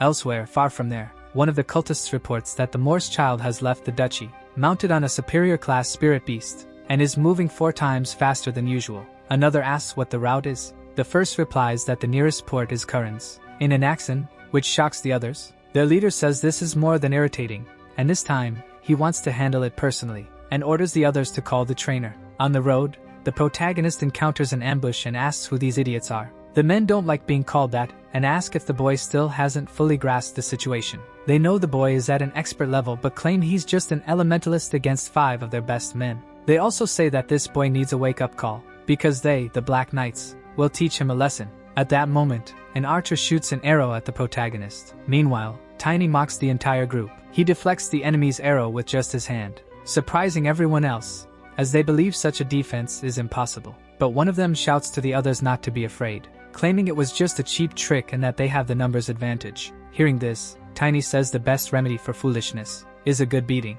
and with his hammer, he strikes one of them. The others are terrified of the boy's strength, and wonder if this is truly the power of an expert. The one who was struck is sent flying. Meanwhile, the protagonist remarks that real knights are amazing, but they are just followers of the demon. The leader of the group is in shock, and starts running, claiming they weren't paid for this. Tiny, however, doesn't want to let them escape, so he dismounts his wolf, and, with a single strike to the ground, intends to kill them all. Immediately, he hits the ground with his hammer, causing a massive impact and cracking the earth. In this way, the enemies are swallowed by the ground. Tiny, still standing, watches his enemies defeated and fallen. Ironically, he says his hammer turned out amazing, and plans to use it even as he grows up. However, he still doesn't know how these idiots knew where he was heading, and thinks he should have spared one to interrogate. Just then, he hears the sound of a tree falling beside him, that nearly hit him. His wolf managed to dodge the attack. After that, Tiny notices something gigantic approaching, and realizes it's a 2-headed troll that is furious about an intruder in its territory. It quickly starts chasing the boy, and while preparing to flee, Tiny wonders why a high-class monster is there. Monster classification is determined based on their partnerships. This means a Class 5 monster is cooperating with a 5th Circle mage or a superior mana user. Knowing this, the protagonist is puzzled about how and why such a troll is right in front of him. He then tries to escape with his wolf. While running, he sees that the troll is being controlled by someone who refers to the protagonist as trash that only gets in their way. The mage orders the troll to crush the boy like a worm. This makes Tiny realize that the reason a monster like this appeared is that it has a mage as its master. So, he orders his wolf to go after the mage and leave the troll to him. However, the mage won't let that happen, so he uses the troll as a shield. The giant then attacks, preventing the protagonist from advancing. Not only that, but it ends up cutting down several trees, making Tiny's situation even harder. He realizes the monster is of the berserk type. Before he can react, the troll appears behind him and tries to catch him off guard, but Tiny narrowly escapes. He knows that Class 5 trolls have strength enhancement and regeneration abilities, but the berserk mode has its limitations, and he just needs to hold out until an opening appears. The giant tries to attack the boy with some kind of acid breath. However, Tiny uses a mana shield. He also notices that the enemies are alone, so they shouldn't be using up so much mana. Before he can think further, the troll attacks again. Tiny tries to counter it with his hammer, as it's too late to dodge. In doing so, he manages to push the giant back, and as soon as the troll hits the ground, Tiny jumps to try to attack it by surprise. He lands the hit, making the troll scream in pain, because his hammer has weight and impact amplification. Afterward, the troll manages to get up. Despite being struck in the knee, it resumes its attacks. Tiny dodges the enemy's blows, and moves into counterattack, because he doesn't want to give the giant any respite. From a distance, the mage observes everything, and wonders how long the protagonist will keep running, claiming that the moment he's caught, it will all be over. Back in the fight, the protagonist ends up in a dead-end path, finding himself cornered. The troll is about to strike him, when suddenly, the magic controlling it is interrupted. Seeing this, the mage becomes desperate as the berserk mode ends. Tiny asks if he really thought he wouldn't retaliate, claiming he was just waiting for an opening in the enemy's frenzy. The mage hadn't expected such intelligence from the boy. Thus, he becomes vulnerable, and the wolf manages to grab him and attacks him, preventing the enemy from fighting back. Tiny tells his wolf it did a great job. He also tells it to hold the mage tightly. Meanwhile, he charges at the troll, attacking it with all his strength. As a result, a massive explosion occurs, leaving the troll's two heads in the protagonist's hands. He approaches the mage and asks if he wants to play too. After a few questions, Tiny learns that the organization's headquarters is in the lawless city of the Alliance, and asks if the mage's boss is the mayor there. The mage answers yes. Tiny says that it definitely isn't those two, but the mage doesn't understand the statement. He knows his wolf is a spirit beast and has a spell for explosions. Then Tiny says he can't let a 5th class beast-taming mage go so easily, and asks if they're planning to steal Curran's relic. The mage insists they are not, which makes Tiny think he was right. He only wants to know one more thing and asks the name of the person who gave this mission, claiming he'll let the mage go afterward. The enemy hesitates to respond, but the protagonist tells him to think carefully, and asks if he's ever heard of a head suddenly exploding. The mage responds that he thinks he has. Tiny asks if he thinks the chances of that happening to him are low just because he's in Tiny's hands now. The mage panics at hearing this and doesn't know how to react. A little later, the protagonist is walking in the port city of Anaxon. The people around are wondering who set off fireworks after seeing a massive explosion in the sky. Tiny remembers the Duke telling him the agreement was over and that he'd wait for him at the bar in Anaxon. After walking for a bit, he finds the place. Then, upon entering the bar, he is surprised, because he didn't imagine he'd have reinforcement. The Sword Emperor himself. The man apologizes to the boy, and says his shop doesn't sell alcohol to children. The protagonist notices the change in his face and is incredulous. He wonders if it's magical makeup, but he can't sense any mana. Some drunks tell the protagonist that this isn't a place for kids and even laugh at his hair. They even say that all the other customers have already left. However, due to their mockery, the lunar wolf scares them and puts them in their place. It then returns to the protagonist. With this, Tiny says they can't ignore him. The shopkeeper sees a black-haired spiritualist and concludes that the boy wants the house's special menu. He apologizes for not recognizing him sooner, and then takes him to another room. Alone, the protagonist shows his badge. The man recognizes it as the Duke's certification, with the symbol of Valencia's secret organization, Blackwing. Not only are they the best warriors, but they are also the best at handling information and personal connections. The man introduces himself as Jay and says he is the commander of the Black Wings. Tiny understands this means Jay is literally the chief and has a question. He says that if Jay is the leader, he should at least be a Blader class, but he didn't sense any mana from him, and asks how the leader manages to hide it. Jay replies that he hasn't awakened the use of mana. He also says that sometimes the tricks for hiding mana become the hardest disguises to detect. Then he uses the Duke's face again, leaving the protagonist thoroughly impressed. Jay explains that it's just a simple disguise. Tiny then thinks he wasn't wrong and asks Jay if this isn't very dangerous. Jay replies that's what makes it all so exciting, making the protagonist think he has strange tastes. Then Jay says they should focus on their work, not on his personal preferences. Jay reveals that Gale Anderson, the tsunami mage, who was supposed to receive a recommendation letter, is missing. This information leaves Tiny quite surprised, because Tsunami Mage is a title given to a 7th Circle mage. The protagonist asks if he shouldn't be especially stronger since he's near the sea, given the title. Jay says they lost contact with the mage during his voyage, and it's been 2 weeks since his expected return date. Tiny then says it's hard to make any recommendations in such a situation, but Jay says he had a plan B ready, and tells the boy to meet his new identity, showing him a new crest. The protagonist asks if he's sure the Sword Emperor sent him for this. He also asks if Jay knows the name Hustle, but it doesn't seem like he does. Tiny then says that Hustle is the demon follower responsible for the current incident, and claims he received this information just before blowing someone's head off. After thinking for a moment, Jay says the name sounds like it belongs to an orc or beast and decides to keep it in mind.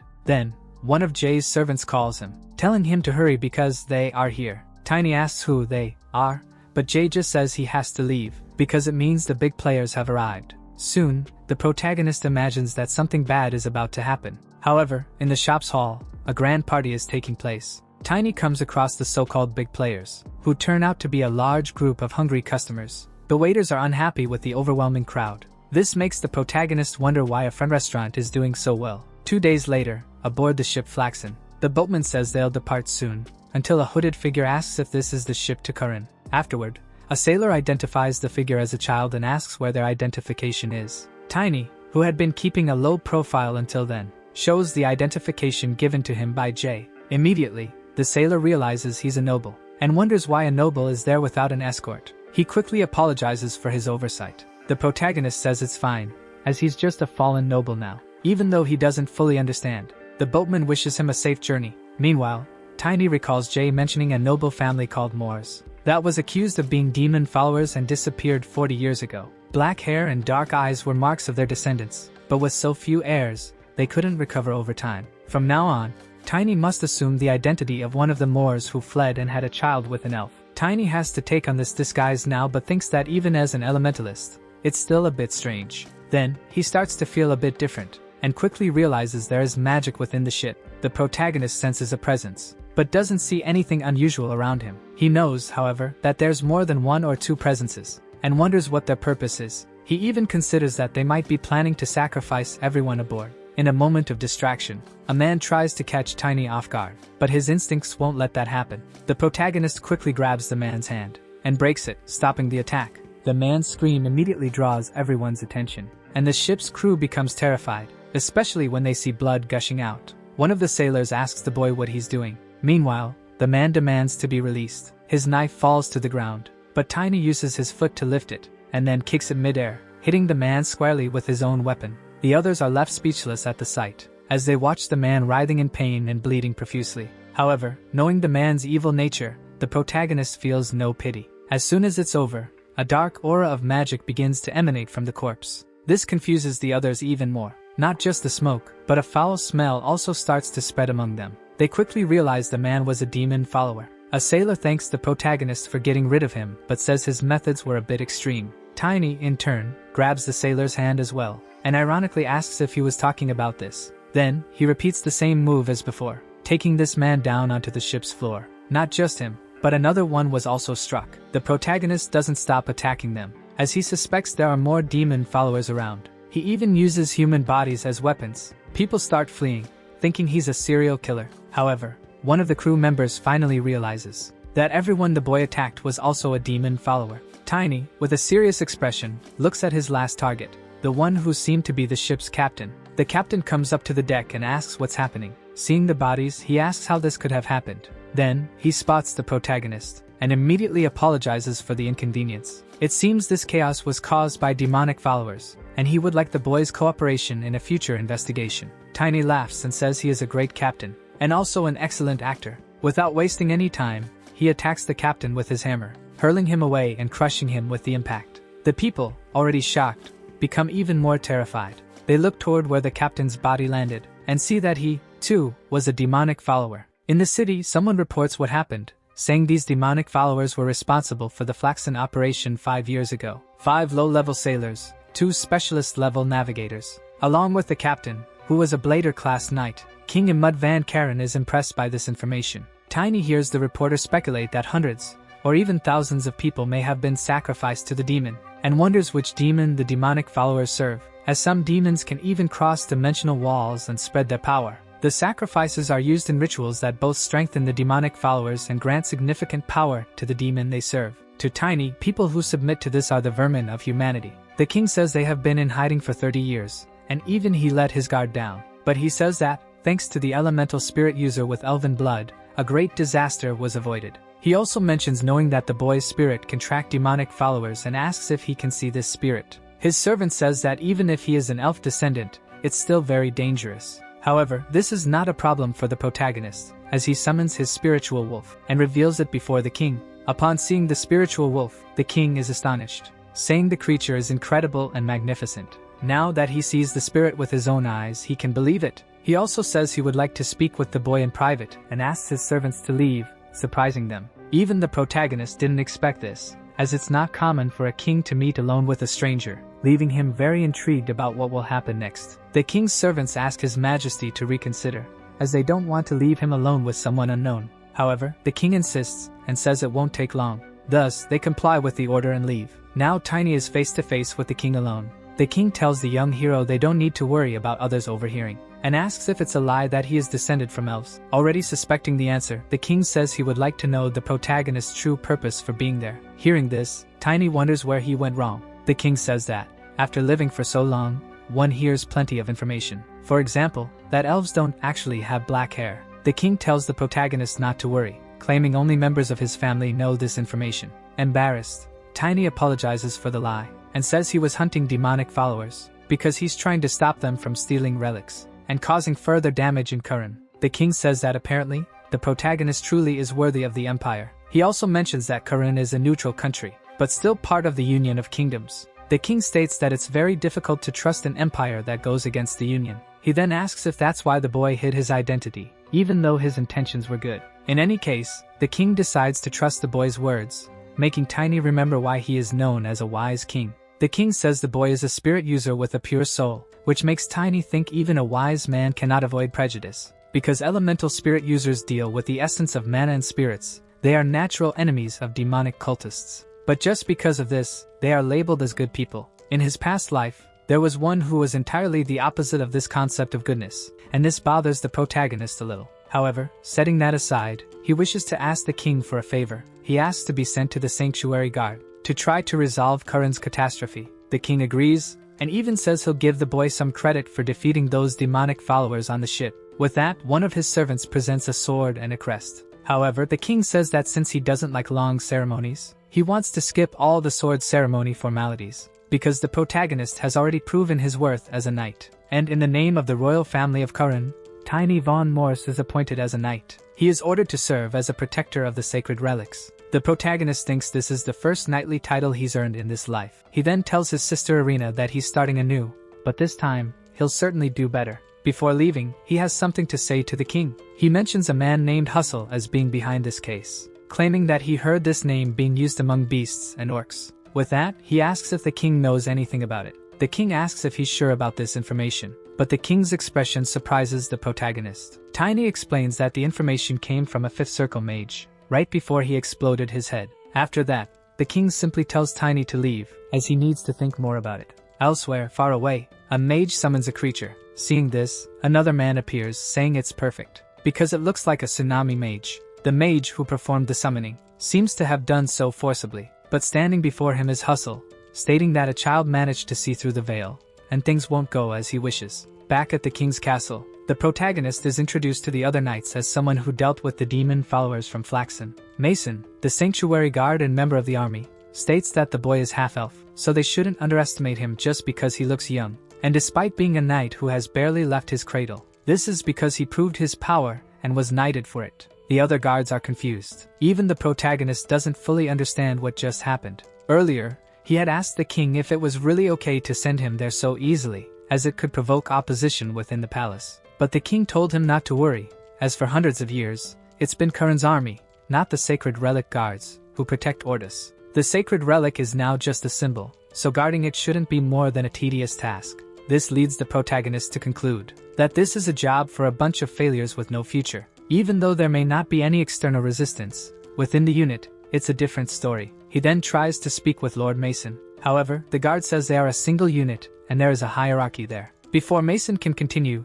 the protagonist summons his lunar wolf to intimidate the others. He says he doesn't know much about this hierarchy stuff, but he does know how to burn a demon follower if necessary. He then asks if the others know how to as well. No way, they reply. Thus, the protagonist says he hopes to get along well with everyone. Speaking of which, he's still concerned about the king's reaction, which might indicate he knows who Hustle is. Soon after, someone appears, asking if the boy is the elemental specialist who defeated all those demon cultists. The man approaches the protagonist and says it's a pleasure to meet him, introducing himself as Truman, the sanctuary guard captain. Tiny also says it's an honor to meet him, but upon analyzing Truman, he realizes the man is just an expert, weak for a captain. Regardless, Truman heard that the boy volunteered to join the guard, and asks if it's because of an interest in divine artifacts. The protagonist decides to confront him to figure out the old man's intentions, and wonders if he's connected to the current calamity. However, Truman reacts entirely differently, becoming excited and saying the protagonist came to the right place,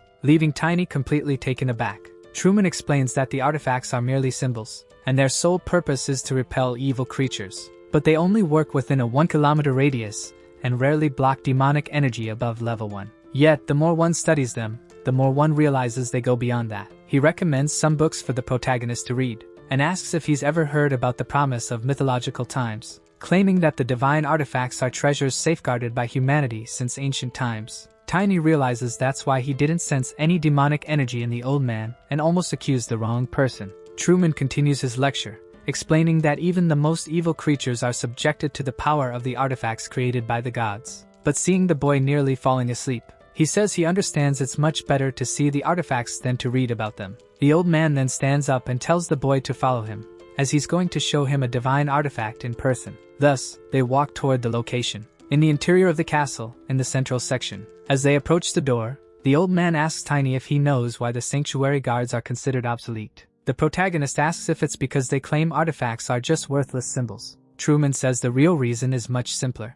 Then he opens the door, and Tiny is awestruck. Both head toward the divine artifact called Humanitas, and the old man explains that the reason is that the artifacts don't need protection. Tiny is deeply impressed by the artifact as he sees it up close. The old man says the artifact floats, but they don't know why. There's also a legend that says, the unworthy shall not touch it, and that alone is enough for the artifact to require no protection. Then he tells Tiny to try touching the artifact to see if he's worthy, but to the old man's surprise, the boy succeeds. Not only that, but Tiny realizes that it's a 7th-degree artifact, a mass of light that harms absolutely nothing in the world, and its power rejects everything not of this world. Tiny notices the barrier is speaking, and that only he can hear it, so he asks if it's due to his sensitivity to mana. The glow makes the protagonist realize that the barrier itself is also an artifact. It even moves. Truman is very impressed by all of this, because he realizes the boy is communicating with the artifact. Back in the training grounds, the old man says the protagonist has a talent for surprising people. He also says he's been there for many years and has never seen anything like it.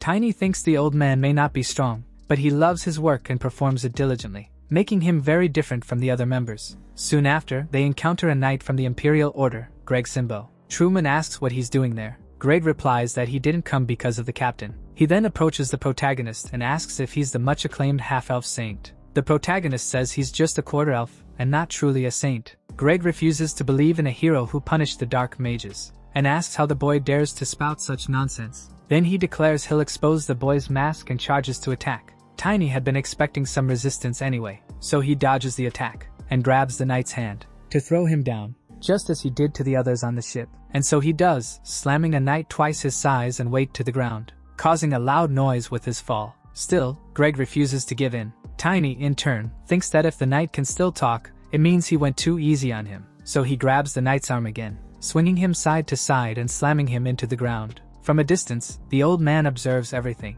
making Tiny wonder if he should maintain decorum or not. He tries to keep his composure, thanking Greg for teaching him so much, leaving the old man even more confused. But he wasn't the only one observing the protagonist. Further away, another knight saw everything and found it interesting. Other knights attempt to challenge the protagonist. One of them, named Robert Dumbbell of the Imperial Knights, heard that Tiny defeated Greg, and wanted to verify it. But the way he found out wasn't ideal, as Tiny landed a solid punch on his face. Tannen Royer and Edgar Albert, also from the Imperial Knights, present themselves to challenge the boy. However, they stood no chance, as the protagonist didn't spare them from public humiliation until another challenger appears. His name is Randolph Grantchess, commander of the Imperial Knights Order, and he proposes a duel against Tiny. But on the first hammer strike he receives, he's already sent flying. The protagonist says that, at least, he's a little less useless than the others. He also says he did him a favor by not finishing him off and now wants a favor in return. Tiny then asks if he knows someone named Hustle.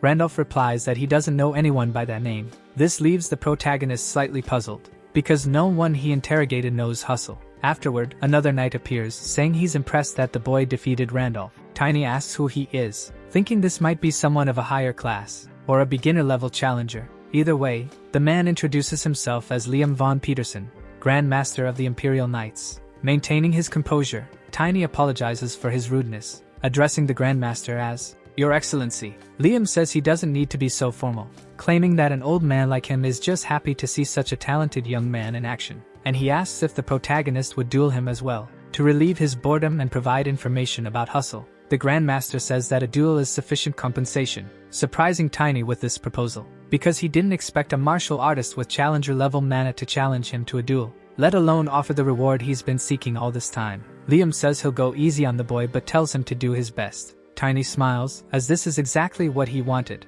and says he'd be an idiot to refuse. He immediately leaps toward his opponent, ready to strike him with his hammer, thanking him for the duel. However, Liam manages to defend himself, and the impact of the blow even shakes the ground. Tiny warns him that if he underestimates him, he might get seriously hurt. The Grandmaster notices that the boy has become lighter. When Tiny tries to sweep him off his feet, he can't, facing greater resistance, and realizes his opponent has a stone attribute. Liam looks at the boy and says he's quite entertaining. Tiny doesn't falter, and creates some distance between himself and his opponent. He had anticipated that. This is a defensive ability of an entry-level challenger class. The heavy, resilient knight clad in shining armor declares that he's taking back his promise to go easy on the boy. Now that he's seen what Tiny can do, he won't hold back his strength when attacking, saying that it'll be more fun this way. The protagonist doesn't feel differently from his opponent, and doesn't intend to hold back either. He swings his hammer, and thinks there's no advice he could offer about Liam's skill, only that what might be lacking is experience and accomplishments. The way Liam shifts his center of gravity to gain momentum, and the way he channels strength into his weapon, makes the protagonist think that he should be taking tips from his opponent instead. Liam says that the title of genius isn't enough for the boy, claiming that he's actually a monster. To Tiny, that's a genuine compliment, as he already sees himself that way. Liam then states that he thinks this is enough. He strikes the ground, causing the protagonist to lose his sense of balance, making him more vulnerable to attacks. However, even with difficulty, Tiny manages to defend himself, but he ends up being thrown by his opponent. Liam then says they should stop, as things have gone far enough. Tiny thanks him for the duel, but the Grandmaster says this was a new experience for him, even at his age, and that he should be the one expressing gratitude. To show his appreciation, he agrees to provide the promised information. However, the protagonist is surprised by what the Grandmaster reveals. Liam says it's the first time he's felt this way at his age. Tiny thinks it was a lie that there was no talent in Curran. The Grandmaster then promises to give him the information he needs, leaving Tiny excited to finally get the answers he's been looking for. Liam explains that there's a man named Littman, who belongs to the Imperial Knight Order but only takes orders from His Majesty. The protagonist is surprised because he wanted information on Hustle, not Littman. The Grandmaster says that's all he knows about Littman's duties, but it seems he's been wandering through various places, so perhaps he knows this Hustle that the boy is seeking. He asks if Tiny would like him to arrange a meeting, but before he can answer, one of the guards calls for Tiny, saying that His Majesty is urgently looking for him. This catches the protagonist off guard. Regardless, he goes to the king, who says that the man beside him has found the person Tiny has been searching for. The king introduces him as a specialist from the Eastern Continental route, Lord Littman. Tiny is confused because they've already found him, and he hasn't even asked about him yet. Moreover, if this is Littman, the protagonist wonders if he's the same man Lord Liam just mentioned. Littman greets Tiny, saying it's a pleasure to meet him and calling him the hero who massacred the demon followers, asking if the boy has been looking for him. Tiny says yes and replies that it's a pleasure to meet him as well. The king notices that something is off with the boy. Meanwhile, Tiny thinks that if His Majesty was going to stage this spectacle, he could have at least warned him beforehand. Littman tries to speak with the protagonist, but Tiny quickly says that, given his appearance, he thinks his roots might be from the eastern continent. So when the king asked what he wanted, he answered that he wanted to go there at least once. Soon, Lippmann says that His Majesty gives very generous rewards. He also mentions that over the past decade, every time they discovered a new route, he also received undeserved favors. Even so, the king tells Tiny not to leave for the east immediately, claiming that he must keep his promise to eliminate the base of the demonic cultists before departing, something Tiny intends to fulfill. Tiny is puzzled by how suddenly the king mentioned the demonic followers. He immediately becomes suspicious of Lippmann, and analyzes him from head to toe. However, he doesn't detect any dark aura in him. Then he concludes that Lippmann is clean, and in any case, if he were a demonic follower, his lunar wolf wouldn't have stayed idle and would have acted already. However, upon closer inspection, he notices a type of mana. That seems like a mix of beast and human. Thinking about what Jay said, it starts to make sense. Lippmann says that to respond without hesitation, one must be a competent saint. The king declares that Lippmann will assist Tiny in eradicating the demonic followers. Lippmann asks what the king means by that, since he was supposed to begin searching for Sir Gale the following day, but the king tells him to cancel that mission, claiming that eliminating the threats in front of them is more important, and that the best person he can mobilize right now is Lippmann himself. This leaves Lippmann slightly frustrated, but even though he's concerned about Gale, he understands that he must obey the king's orders. Tiny observes him and detects no demonic energy, but he believes Lippmann is Hustle. Later, he meets with the king, and says that Lippmann is not a demonic follower. The king understands but still says it's good to be sure, and asks Tiny to confirm it himself while working alongside Lippmann. The protagonist asks why the king didn't say so earlier, and the king replies that he had no choice. Tiny then asks if it's due to a mana oath. The king confirms it. This type of oath is bound with mana, creating a lightning discharge equivalent to the circle level of those who break their promises. A promise made in the third circle causes a small shock, but it can become a burden if one doesn't have much time left to live. Tiny then asks why the king is doing all this, considering that Lord Lippmann has been loyal to the king for decades, while the protagonist is only meeting His Majesty for the second time. The king says that they, of Curran's blood, upon living to such an age, begin to experience strange premonitions. A dream where the sacred relic vanishes, and demons destroy the entire capital. A dream the king has repeatedly had, day after day. Tiny appeared out of nowhere, and said the sacred relic would disappear. That was enough to raise suspicions. It would be great for the king if it were just an old man's random dream. If this ended only with the resentment of a loyal subject, then the protagonist feels something different, and realizes Hustle is no longer there. Wondering if he left the palace, Tiny rushes off mounted on the lunar wolf, and thinks that not even his wolf could detect demonic energy, so he wonders if the real Hustle is somewhere else.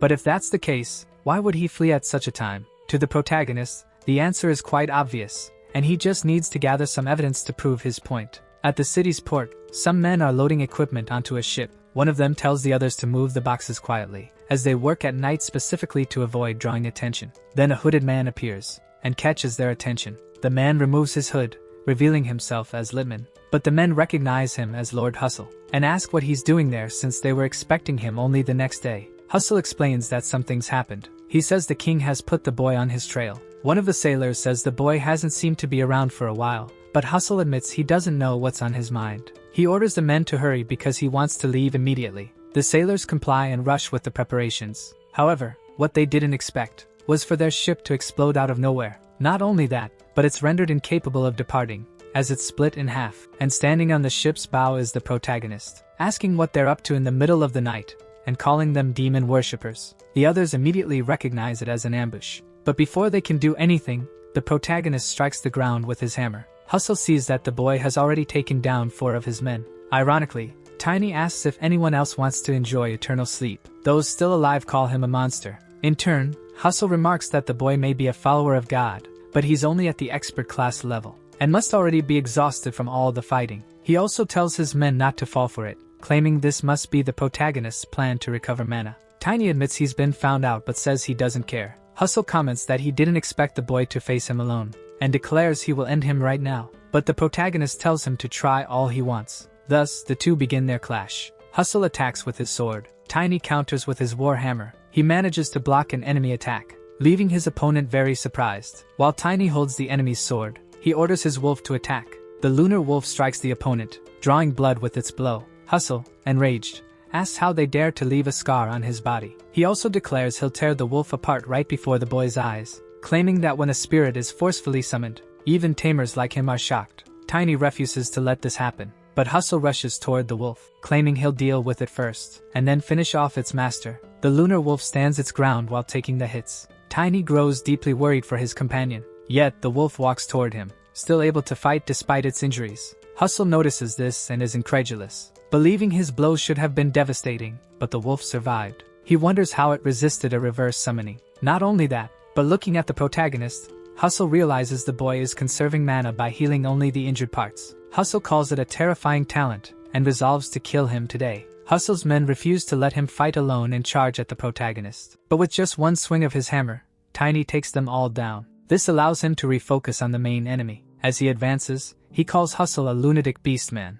Tiny tells his wolf they're running low on mana, and advises it to focus only on moving. Hustle realizes the king must have told Tiny about him, claiming that old man doesn't know how to be grateful. Tiny takes offense at how the enemy speaks. A flashback shows that when Tiny discovered Hustle had left the castle, the king warned him that Hustle was a man with many stories. Lobists usually inherit the powers of terrestrial animals, but sometimes mutants are born among them. However, wolfmen kill these children immediately because they remind them of the ancestral sirens who defied their god. Tiny asks why the king is suddenly telling him this. The king explains that he once encountered a mutant, who somehow survived and concealed his true identity to live outside his native village. Since the king needed his abilities, he swore on his mana to keep the mutant's identity a secret. But while sharing this, the king suffered severe damage due to the oath. Back in the present battle, Hustle asks if the king didn't mention anything else about him. After that, he uses magic to manipulate the seawater. At this moment, Tiny recalls the king's warning that if Hustle ever became his enemy, he should never fight him near the ocean.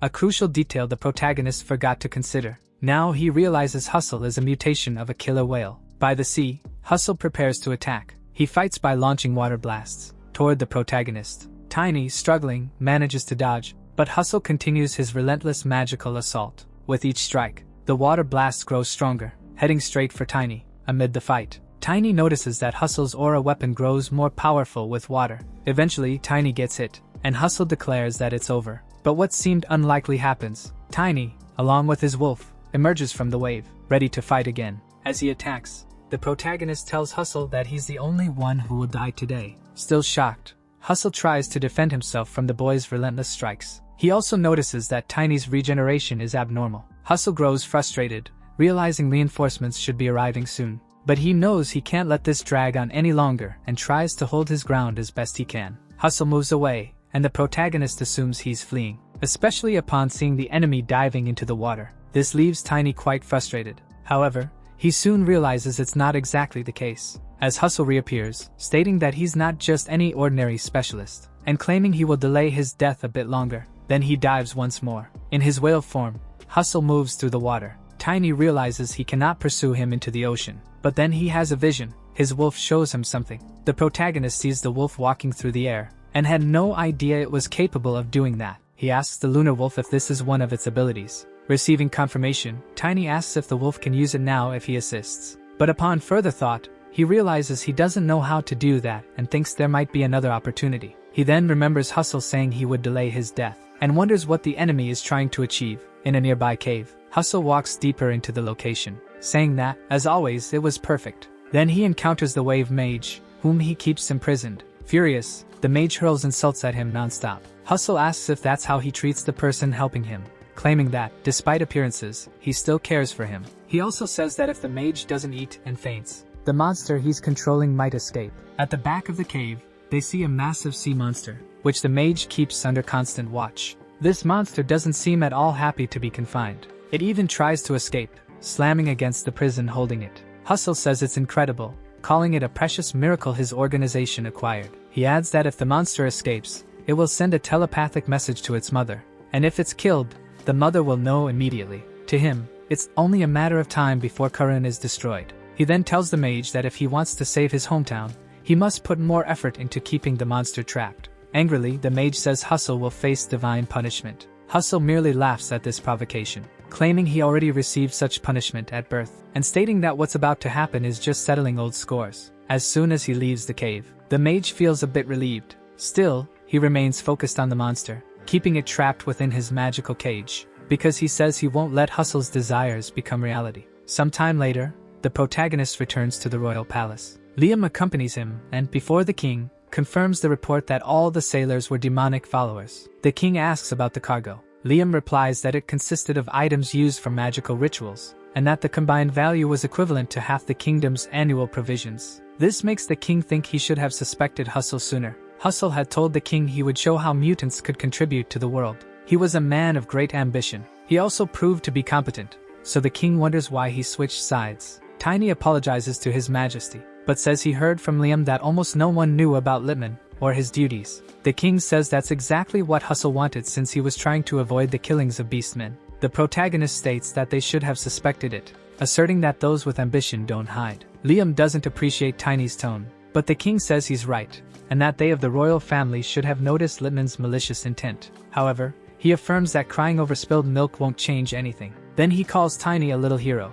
and now that they've lost Hustle, he asks if Tiny has a way to track down the demonic followers. The protagonist replies that he does, and asks for the king's help with something specific to carry out his plan. After that, Tiny heads to another location. He knocks on the door of an establishment. Jay answers, saying they're still closed. However, the protagonist introduces himself. Jay doesn't recognize him due to his hood, but nonetheless, he asks what's accompanying him. After some conversation, Jay understands what happened and realizes Tiny encountered a demonic follower who was difficult even for him to identify. Now he understands why things became so complicated, but Tiny says the man didn't have any apparent demonic energy. Hustle is simply working with the demon worshippers. Jay concludes that there really are people who make such choices, and he is truly speechless, as he didn't expect Tiny to approach him so directly. He says he has long wanted to show him the potential of the Black Wings. Tiny asks what would happen if he still had a chance. Jay asks what he's talking about. The protagonist then picks up one of the boxes he brought,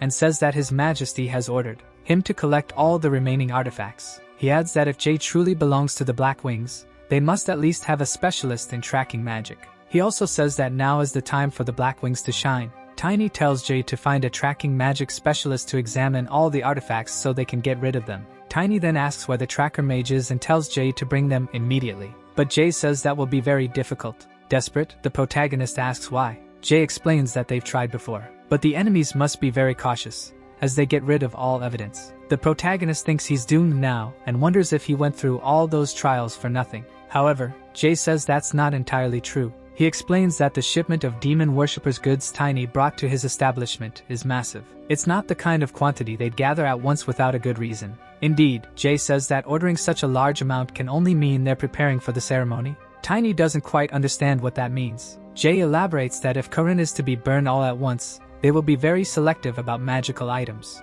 But with the ingredients, it's different. At least 3 and at most 10 ingredients are required to perform a single ritual. They'll try to acquire ingredients that don't draw attention. And to amass such a large quantity, it will take time. But if there's a shop in Corinne that sells all the ingredients, they will certainly go to that place to save time. Tiny says that's impressive and tells Jay he's not just good at business. A waiter approaches, and Tiny asks what this is. Jay says he arrived at the perfect time, because he wanted him to try it. It's the popular menu item from his restaurant, roasted chicken with vegetables. Tiny thanks him but wants to avoid it. Jay insists that he try it before passing judgment. Cautiously, Tiny picks up a piece. After taking a bite of the chicken, he's shocked at how good it tastes. He wonders how that's possible, as he didn't expect the dish to be this delicious. After finishing everything, Jay asks how it was. Tiny asks Jay why he doesn't work as a real chef. Jay feels proud of the compliment. Our video ends here. If you enjoyed it, please like and subscribe to the channel. Until next time, bye bye.